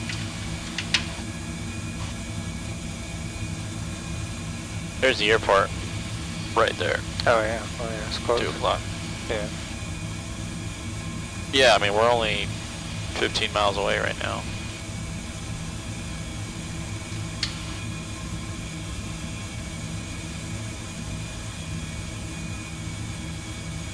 Yeah, what you want to avoid in any jet is being too high and too fast. Yeah. Okay. It's probably better to err when you're first starting off on the side of caution and slow a little earlier. But as you get used to the airplane, you'll know when to slow down. Let's do 180. We're fine with 180. Yeah. Okay. Yeah, we'll do 180. Don't you want to be at this speed or no? But No, it's too that's soon just to get there. Yeah. Okay. You're gonna you have 10 miles. If you can get this airplane to slow below 200 knots within 10 miles, then you're gonna be able to do more things like dropping gear and get it slowed down. Usually, most air traffic control will expect you to go to 180 till 5 mile final. Oh yeah. Okay. Yeah, that's usually how they sequence a lot of aircraft in. So it's probably 5 mile final is probably EBI if you were to look at the chart and kind of look. So it's 6.1 off the DME. So yeah. Usually they'll say, you know, you clear for the approach, maintain 180 till EBI, contact tower at EBI on whatever frequency it is, and that's usually kind of how it goes. So yeah, slowing down to 160 would be a little overkill, to be honest. Okay. Yeah, you're in a good position right now. We're at flaps 5, we're at 180, we're inside the 12 mile ring, so we're below the 200 knots like I was telling you about. Yeah. This is a good place to be. Okay. And then so just start thinking what's coming up next here. After we pass Zito, what do we want to do? So it's going to be approach? Exactly, so we're thinking about that. So there we go, there's coming up over Zito. Okay, I'm going to give a call here. JFK traffic, Delta 1004, we're over ZTEL, 10 mile final, runway 4 right, full stop, JFK. You don't have to go flaps 10, there's really no reason, you're at 180, you can go gear down 15? Flaps 15 if you want, yeah. Gear down flaps 15. I'll tell you the reason to use flaps 10. Flaps 10 is if you're way out and you're on a glide slope. Yeah. Like say you're 20 miles out and you're on this glide slope and you want to just kind of maintain a speed without dropping gear, use flaps 10. Okay. But yeah, if you're seeing the glide slope starting to come in, which it kind of is, it's like a little bit above, you would just gear down flaps 15 is fine. Okay. And then that kind of cues me to do this, have that ready for the landing checklist, right? Okay. It's funny, this thing likes to just stay right below the glide slope. That flaps 25. Do we do then 25 we can just flaps 30? We can, yeah, we're gonna go to 25 and 30 here soon, but we can do that closer to EBI. Okay. Yep. Like that's probably a good idea. You want 25, you said? Yep. Yep. And then now you would adjust to VREF plus 5. So go ahead and adjust the VREF plus 5. What's that? What's going on? Wait, what was the speed? It's right here, man, on your speed tape.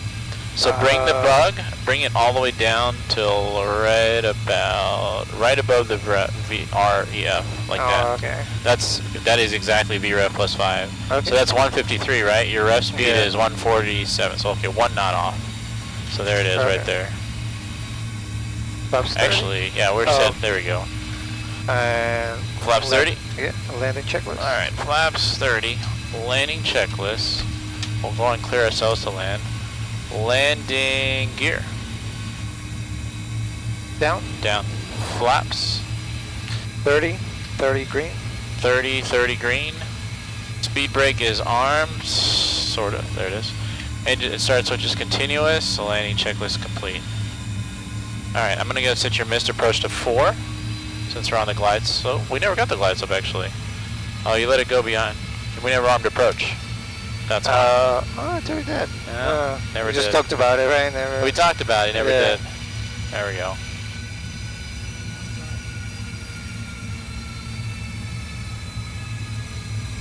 Hands on throttle at this point, sir. Even though the auto throttle is on, you want to have your hand on it. Alright, we're clear to land. Mission approach is set. That was a 1,000-foot call out.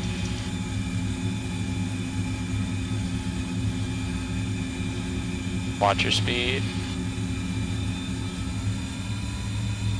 Yeah, just have them spooled up around 50. Don't come unspooled. Keep them around 40 to 50, 50, 50, 50, and 1. Alright, watch that glide slope.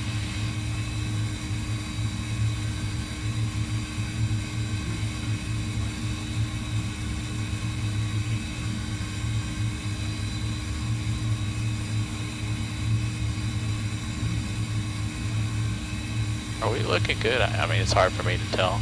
Oh, we're low, man. We're low. Add some power. Add some power. You're low rev. Go around. Let's go around. Go Hit around. the Toga. And then what would you say? Flaps 15. Flaps 15. Hold the airplane up. Pitch and power. Pitch and power. Go and bring that power to Toga. There you go. Positive rate. Gear up. 400 feet. Let's go LNAV. LNAV. Flaps 5. Let's wait till we get white bug and accelerating. Okay. VNAV. Alright, we're gonna go to flaps 5. We'll stay in Toga. That bugs our speed up to 184 anyway, so just keep flying the airplane, level, get it stable. We can turn the auto throttles and autopilot on whenever you're stabilizing it. Okay. We do VNAV now or no? Nope, we don't need to do VNAV right now. Okay. And get the auto throttle on too. There we go. Okay. 3 for 5. Alright, cool. Well, there was a go around for you. Okay. And then we're gonna, after the flaps 5, we're gonna come back here, so we're just gonna stay at flaps 5 for now. Okay. If we were gonna divert somewhere else, we could do it, but you want to say the after takeoff too. So I'm just gonna leave the auto brakes to that. Do this, that.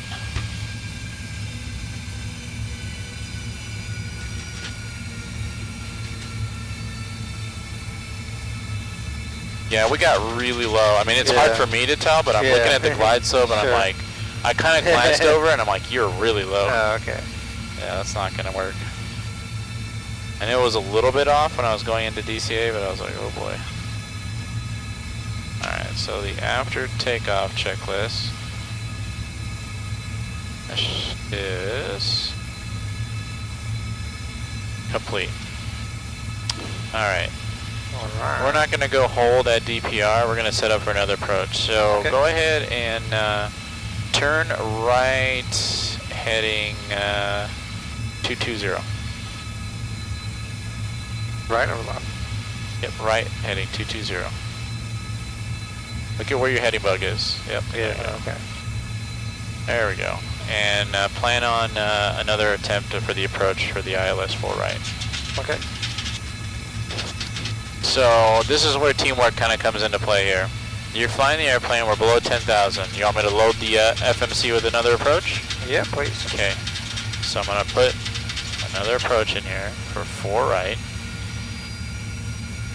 So there's ZTOL. Since we're on heading, I'm going to go ahead and clean it up and make that number big. So I'm going to take ZTOL, put it here.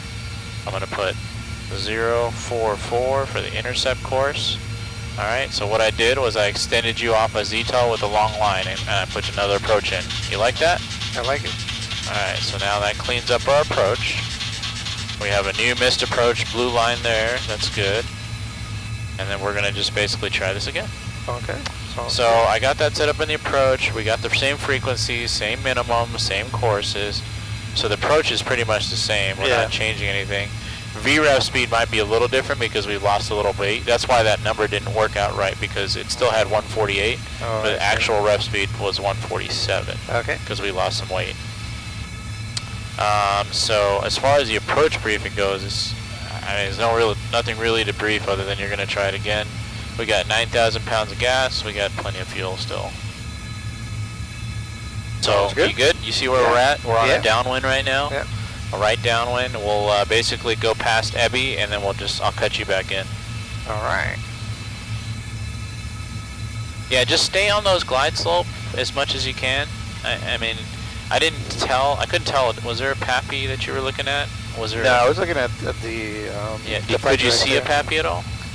I should have paid attention. Yeah. So I was looking at the flight director. When you see the runway, I mean, because of this whole visual illusion issue here, right? Yeah. When you see the runway, look for the PAPI, because there should be a PAPI on the left side. Okay. Try to stay on the 2 whites and 2 reds. Yeah. Right. Try to keep that and cross-check that against your glide slope and stuff, and then just kind of keep it stable, because we just got really low. Yeah. And we were about 10 knots below VREF, which is not a place to be. So it's not stable approach criteria. So That's why I called the go around. Sounds good.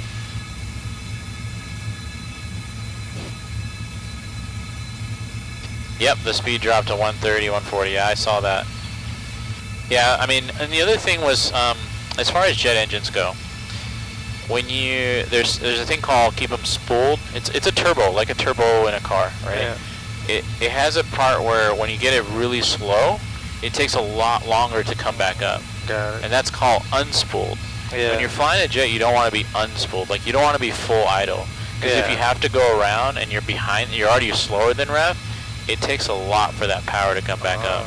Okay. So yeah. usually on this airplane, you know, we see 50s to 60s on approach, as far as the N1s go. Yeah. Okay. And we were hanging out at full idle a couple times, Yeah, and then as we got slower, it took a lot more to get out of it. Yeah. All right. That You makes know, sense. and then the older planes were worse. I mean, these are fairly quick spooling aircraft, but the older airplanes were a lot worse.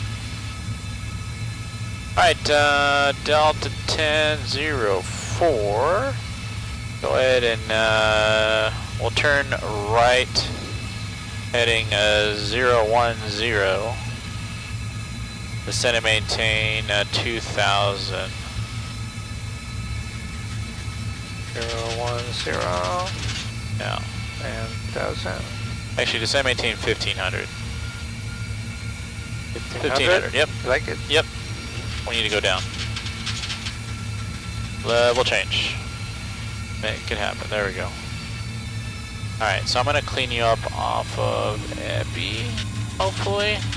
Since you're past Zito, I'm trying to just cut you in early. 044.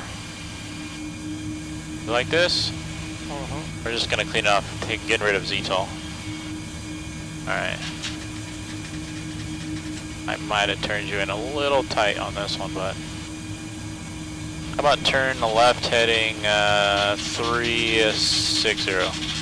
There we go. 360. Which in this airplane is 000. Yeah, there you go. Perfect.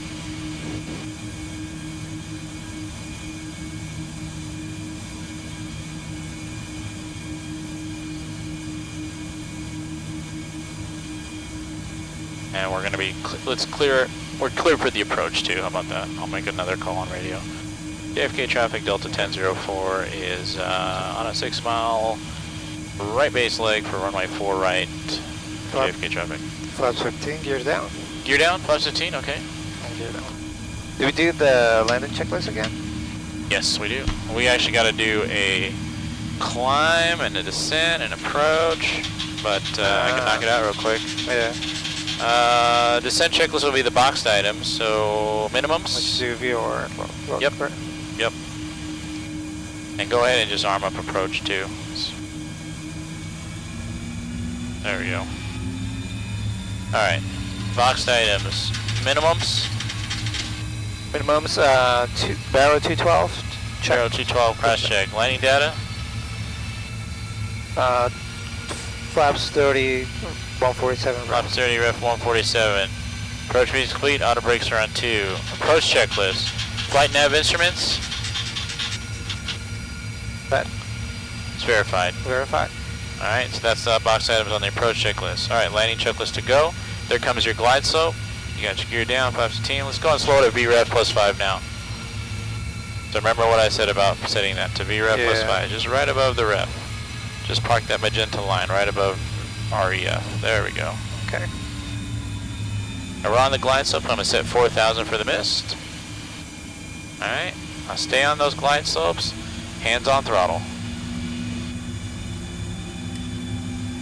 JFK traffic, Delta 1004 is on short final, runway 4 right, full stop.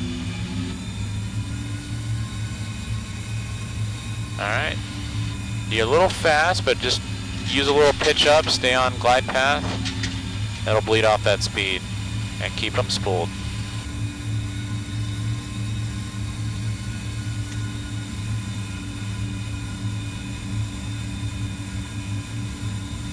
You see the pappies this time?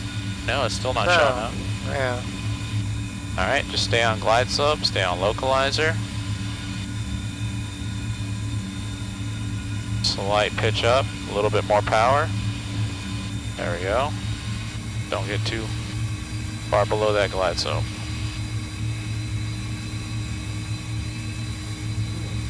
There you go. Keep them spooled. You're looking good. Watch that speed. Lower the nose. Just a little bit. Lower the nose. Keep the power where it's at. Just lower the nose. Keep the power where it's at. Lower the nose. There we go. Oh, we never got... Shoot. Oh, flaps 30? Yeah, we never did flaps 30. Go around. So let's go. Hit the toggle button. Toggle button. Flaps 15. There you go. Pitch the airplane up. You gotta bring, okay, when you hit it, make sure you bring that thrust to the go around. Alright, we're LNAV. You're up. Yeah, it's positive rate. You wanna gear up? Yeah. Flaps 15? Oh, flaps 5. Yep. Flaps 5, stay in toga.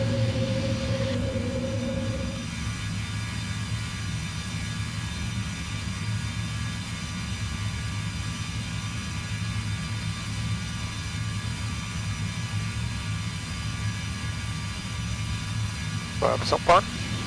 Alright. Oh no, we're gonna stay at 5, we're gonna try it again here. Okay. Alright, stabilize the airplane, get the automation back on. Okay.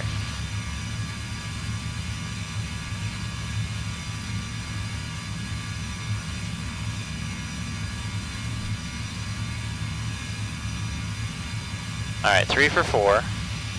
Yep, I mean, it was partly my fault. We were kind of chit-chatting, but slow the airplane. We should have got it flaps 30 and landing checklist, but we caught it. So you think it's too late to put flaps 30 there at that point? Yeah. Oh yeah. Yeah. If you're, we were already at close to 1,000 feet, and we were nowhere close to being stable. Is landing configuration, which in our case is flaps 30. No crazy banks, no crazy altitude deviations. Like you're not below 1 dot above or below, you know, not more than 10 knots or below 10 knots on the re-ref speed. I think it's like above 15 you can be, but you still kind of want to be in that threshold, and we were nowhere near that, so I had to do a go around again. Okay. Alright, we're LNAV, we're altitude hold. I'll do this again. And part of that is also because we had to do checklists too. Yeah. Get this here, get that here. I'm sure chat's enjoying this. I mean, I'm not gonna lie, I'm a little tired too. It's a little fatigue hitting in here. Let's see, after takeoff, flaps up. We're gonna stay flaps at 5, landing gears up and off. And after takeoff, checklist complete. Alright, I'm gonna give you a little bit more time here, and we'll do the checklist. Because yeah, we do gotta do a climb and a descent, and it's just the same way. You have to accomplish all the stuff. Right. So the climb checklist is easy, right? We can knock that out right now. Climb checklist, altimeters. 3036 cross check. And let me just check to make sure our weather hasn't changed. Yeah, 3036 is cross check. Climb checklist is complete. All right, let's go ahead and turn right heading 220. Right heading 220.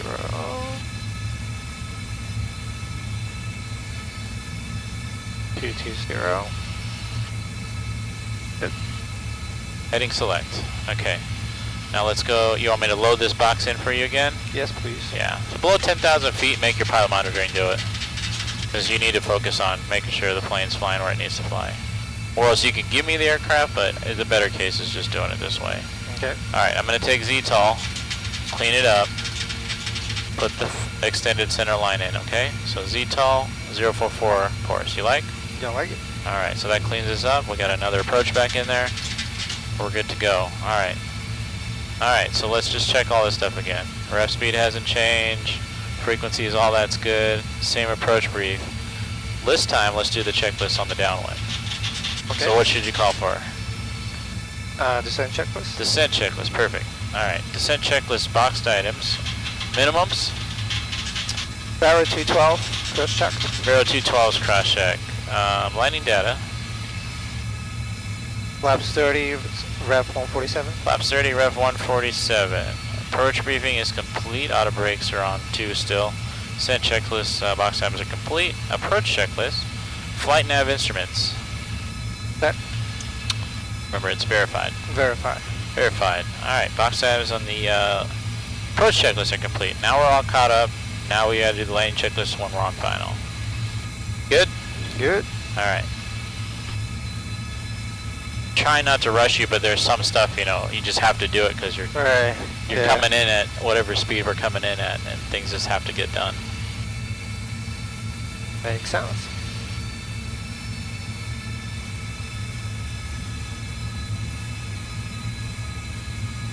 The impatience is kicking in. No, Zano, I don't think it's impatient. I mean, I'm not gonna lie, I'm a little tired, but it's just it's a lot when you're having to do the training on top, you know, on top of flying the plane and making sure everything's good. It is a lot for the training guy to do. Need some coffee. Yeah, coffee would be great. That solves everything. Yeah. All right, let's descend and maintain 2,000, sir. All right, 2,000.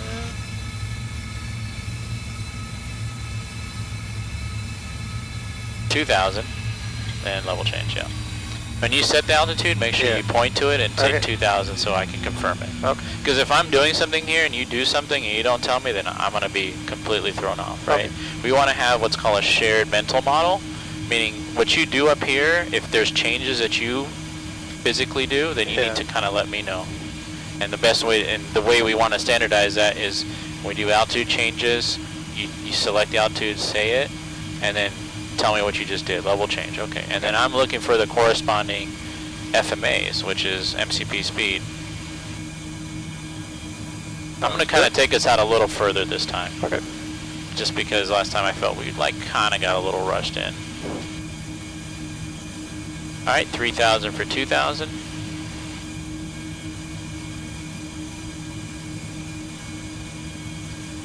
I got better at the go-around. Yeah, right? For sure. I got a little forgetful with the positive rate, but that's no big deal. You're not in any kind of jeopardy of exceeding any issues, right? Because we could have the gear out to what speed? 250. Wow.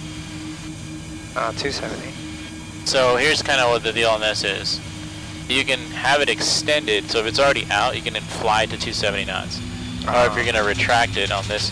So this is actually a 700, so it's actually off. But so there's an extend and a retract speed. The retract speed is if you're going to actually retract it up, you have to be below that speed. Oh, so it has to be below 235. Yeah, and according to your placard, but that's off of 700 because that's a 700 landing gear placard you have. Right.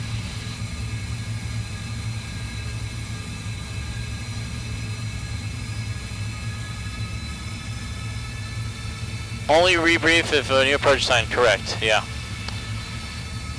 Yeah, and in our case, the same approach, really check the VREF speed and make sure everything is still in there.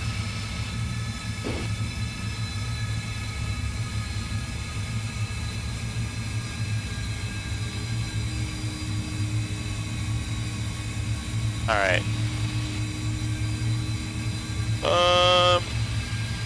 Delta 1004. Turn right heading 330 when able clear direct ZTOL. Right, 330. Actually that's probably 330? 330. And let's go direct for ZTOL. No, what are you doing here? ZTOL. No. How do we get ZTOL? Yeah, so legs page, you were on the right track, legs page. FMC, legs page, go to ZTOL. Put it back in L1. Looks good, execute. Okay. What do you gotta do up here? Approach. Nope. No. DNAV. LNAV, there we go. Oh, LNAV. Yeah.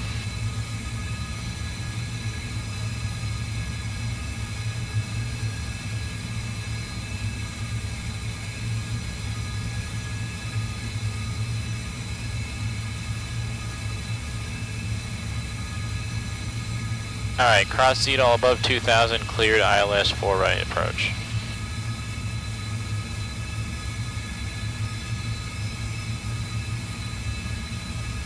Got it. Cross ZTOL above 2,000 and cleared ILS 4 right approach. Alright, cross ZTOL above 4,000? 2,000. 2,000, sorry. If I said 4,000, that was my bad. Okay.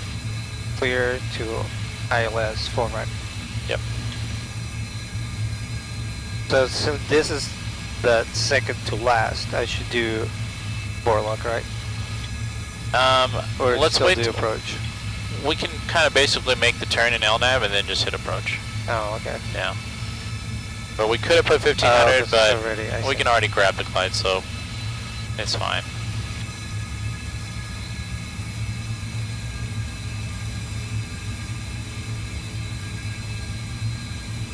The landing rate predictions. Thanks. Nobody better say go around this time.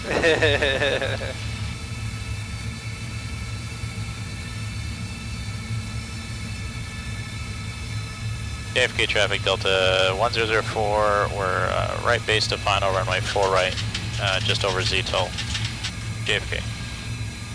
Alright, passing ZTOL.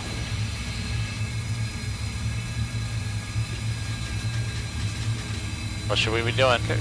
Approach. There we go. Let's just do the approach. And center that heading bug. MCP panel is working great today. Yeah, right? Jeez. I want to jinx it, but damn. Yeah. This thing is great. Gear down, flaps 15. Alright, gear down. Flaps 15.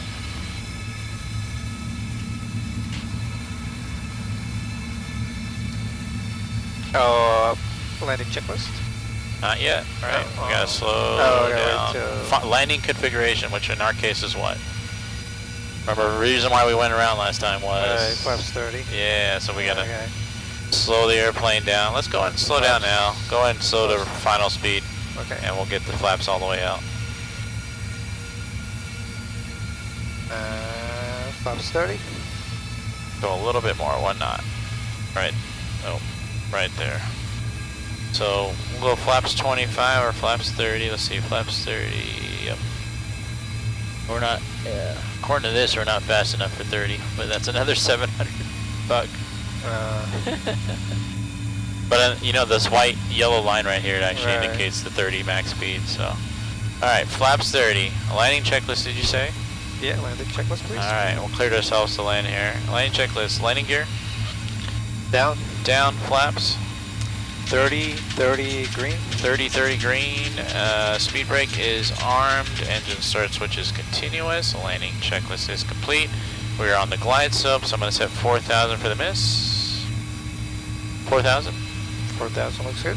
Okay. All right. I think we're in a much better position now. Oh yeah. Mars asking how will we know their landing rate? I don't know. We gotta get the landing rate thing up on here. Anyways.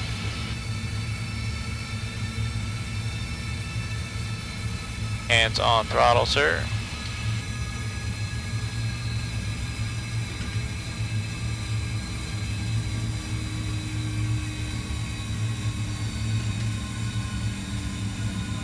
And we're clear to land. Missed approach is set.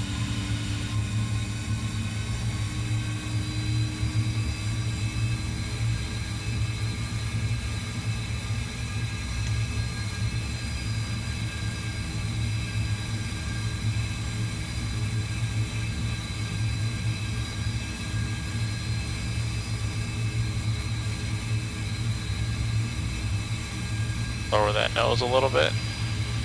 Stay on the glide slope.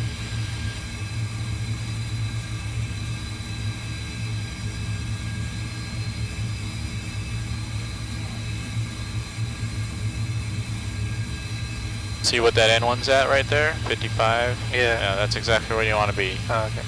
Don't change the power. Just make slight corrections with the pitch, but keep those engines spooled.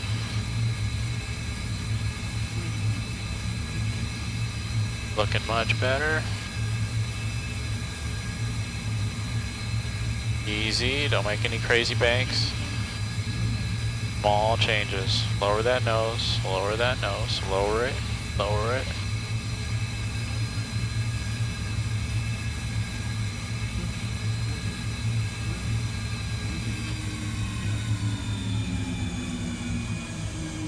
A little bit of float. Speed brakes up.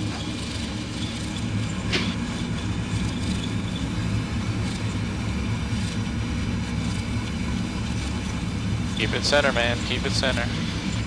Auto brakes disarm, so you're the brakes. Nope, not yet. 80 knots, sir. Yeah, keep them out to about 80. That's what the call out's for. 80 knots. Now you bring them down. Alright, wait for me to give you that call out 80 knots. That's when you start bringing them down. Got it. Okay. Alright, where's Foxtrot at? Did we pass it? I'm not sure. That was Fox Alpha. Alright, stay on the runway. Let's find the next runway. Or next turn off. Yeah, it looks like we're going down to the end.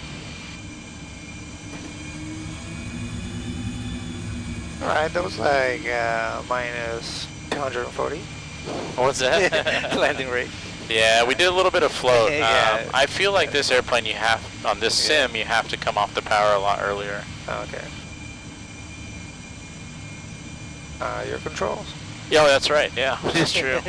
See. Alright, I have the aircraft. Oh yeah, I forgot. Well, you want it like this, right? Yeah. Did it not go in? Clear the runway, and then I'm gonna try to do this with the crab angle. Is that about right there? Oh yeah, let me switch it. Alright, I think that's about right. Let me see how good I am on center. Hey! Alright, after landing checklist. Thank you. After landing checklist. Yep. Sure we do the flow. I'll get my lights off. And I'm just gonna taxi back via Yankee.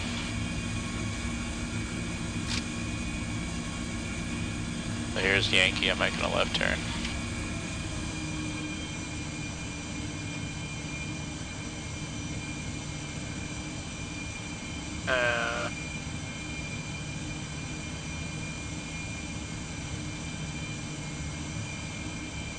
After landing checklist, I cannot get.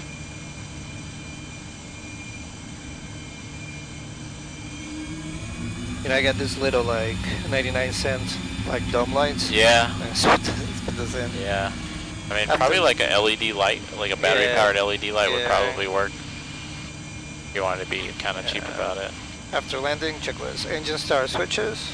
That's silent. Yep, silent one. All right, we're crossing this runway here, by the way. Clear on the left, clear to cross. We'll get these lights on as we cross. No. Wait.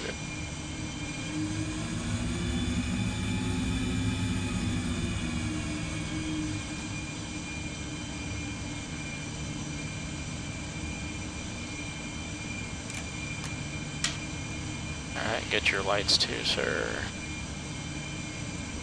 Raising my... There we go. One of these ones like gets stuck. It was... You have to like wiggle it like sideways. Yeah, I think it was the left one. Alright, so I'm going to take Yankee to Hotel, make a right turn on Hotel, left turn on Alpha, and then into the ramp at Hotel Bravo, if you have the map up to follow along. Sounds good.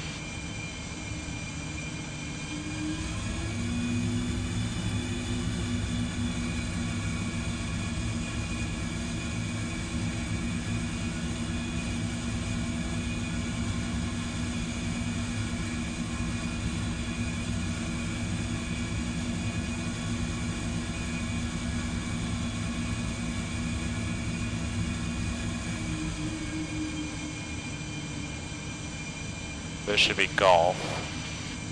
Yep, that's Golf. Next one should be Hotel.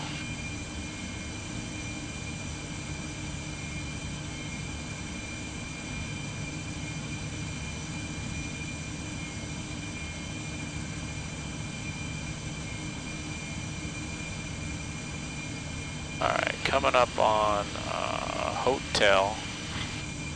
We're gonna make a right turn here.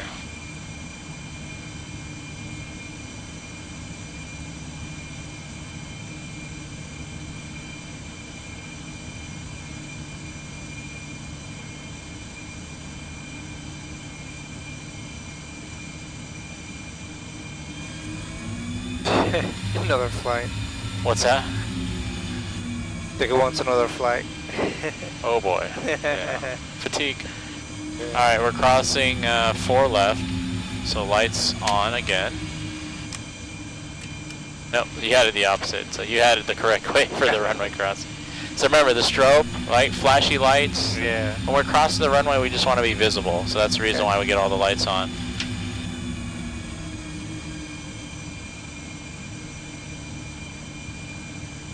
And then once we clear,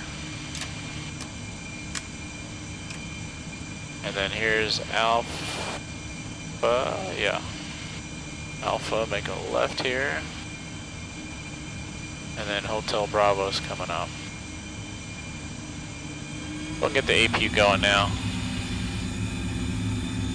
Okay, starting APU. Yeah. We got the gate area in sight, so this is that long terminal I was telling you about. Yeah. And we're looking for Hotel Bravo, which, do you see Hotel Bravo on your side? I feel like we missed it, maybe. Alright, we'll just park all somewhere else. We'll park on the other side.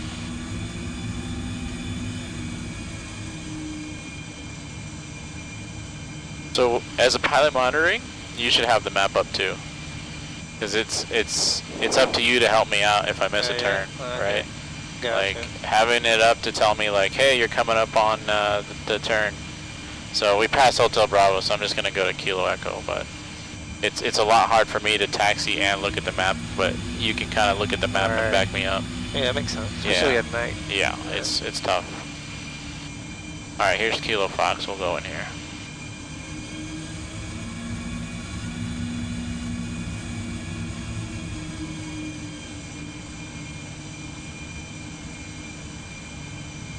Company message at the gate. Okay.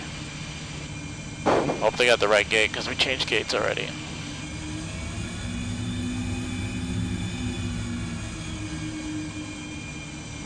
Is this the Any Bills one? No. It is, right? I think it is. Sure. This might be hard to tell. I'll just park the one over there where it's lit it up.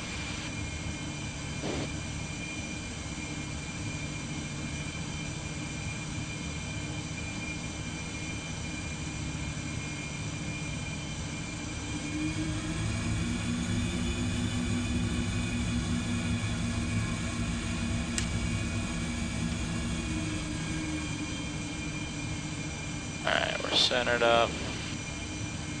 Coming on in. Nice and bright with the lights. Yeah. Stop. Yeah. Parking brake set. Parking brake set. Alright.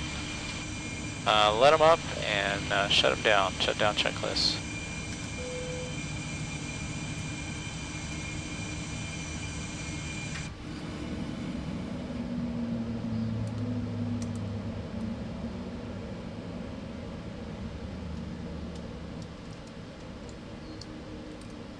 Oh, left side. It's all good.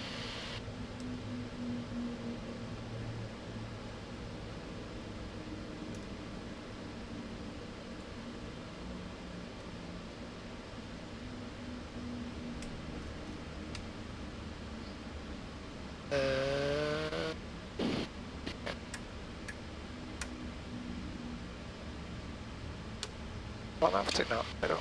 All right. Keep this on steady, but yes, that's the layout.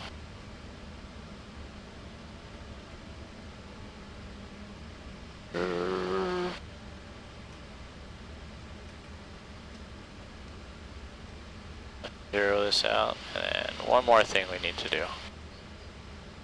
What trim? To 5. Alright, this is the last one for night. Yeah, we'll be back. We will be back. Just tune in, another flight would be nice. Yeah, JMK Nights, we've done 2 already. We'll keep on give us a follow and keep track if we'll get back on another day. But for today's purposes, this will conclude the flight after 2 go-rounds. Alright. 3? Go with Shutdown count. checklist. Shutdown checklist. Shut park and brake. Set. Fuel pump switches. One on. Seatbelt signs. Off. Window heat. Off. Pro heat. Auto. Anti-ice. Off. Electric hydraulic pumps. Off. Air conditioner panel. Okay, so this one has to be open, or else you won't get air coming over to this side. You'll have a, Okay. if this was working, you would see a split. Oh, okay. It's set. Anti-collision lights. Off. Engine start levers. Cut off. Transponder. Standing by. Shutdown checklist complete. All right. Sweet. That is it. Phew. That was a lot. Yeah. Yeah, I mean, repetition, my man. Yeah. So it's just more reps and you'll get this done. But flows were not too bad. Briefings could be more fluid, I would say. You know, like really learn what all this stuff does here. When you want it to descend, you know, like understand when you do something up here, what are the correlating responses down here? Because this is what you input, but this is what the aircraft's doing. Right. And it's very important when you select something to verbalize it to the other guy. But if you're actually physically pressing a button, like you're hitting LNAV, say LNAV. Right? When the airplane's doing stuff, it's fine. Like if it does VNAV speed to VNAV path, that's totally, it's not something you have to announce. But when you physically press something up here, you have to tell me. And also, you know, understand like, okay, I need it to go down. What can I do to make this go down? You know, you got different options. If VNAV's not working for you, you know, do something else. Level change, vertical speed, something. And just kind of understanding a little bit more of the philosophy of this automation. I think you learned a little bit about this, the stabilized approach a little bit more with, you know, when you are a little slow and your power is spooled up, you think about the amount of drag you have with flaps 30. Coming off the power is not the thing to do. Yeah. Keep the power where it's at and just lower the nose a little bit. Yeah.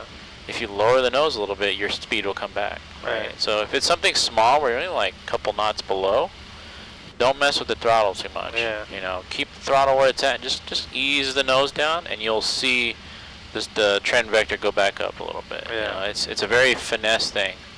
I think a lot of people try to fix things with speed, but when you're coming in on final like that with the pitch attitude you're at, you have a lot of drag and stuff. You're kind of approaching that region of reverse command. You got to kind of use that pitch a little bit to control your speed more, and do not come unspooled with the throttles. Like even if you get a little gust up there, don't just react to it by spooling down. Yeah. That's good to know. Yeah. Yeah. No, I didn't really know that. Yeah. Makes sense. Yep, but Awesome. yeah, Thank you. no, we can do another one of these another time and keep it knocking out. Yep. All right, well, stream. Cool. I hope that was fun for you guys to watch. It was fun to do. It was a bit much, but we got through it. You know, Yeah. I think the go-arounds were the right calls, right? You were focused on getting the thing on the ground, which you know it's a habit, but somebody has to call for the go-around if things aren't met. Which in the first case we were just unstable. We were way below speed, and you were way below path. Not stabilized approach. Second approach, configuration. We were at flaps 15. Yeah. We were almost at 1,000 feet. We were not going to make flaps 30 landing checklist, kind of. So, but it takes two people to do it. Yeah. It can't be all me, and it shouldn't fall all on you either. So we have to back each other up and call things out as you need to. But thanks for watching, everybody. Yeah, thank you. Thanks for checking out the second ever stream of this simulator. There will be more to come. In fact, there will be a whole week of it to come in November. Yeah. November 4th through the 10th. There'll be 20 plus people coming in and out of this thing for a week-long streaming event for charity. So we will be doing more of these. So thanks, Zato. Yeah, thank Good you. seeing you, brother. Let's see his hand. But we're gonna sign off, and I gotta head home. What time is it?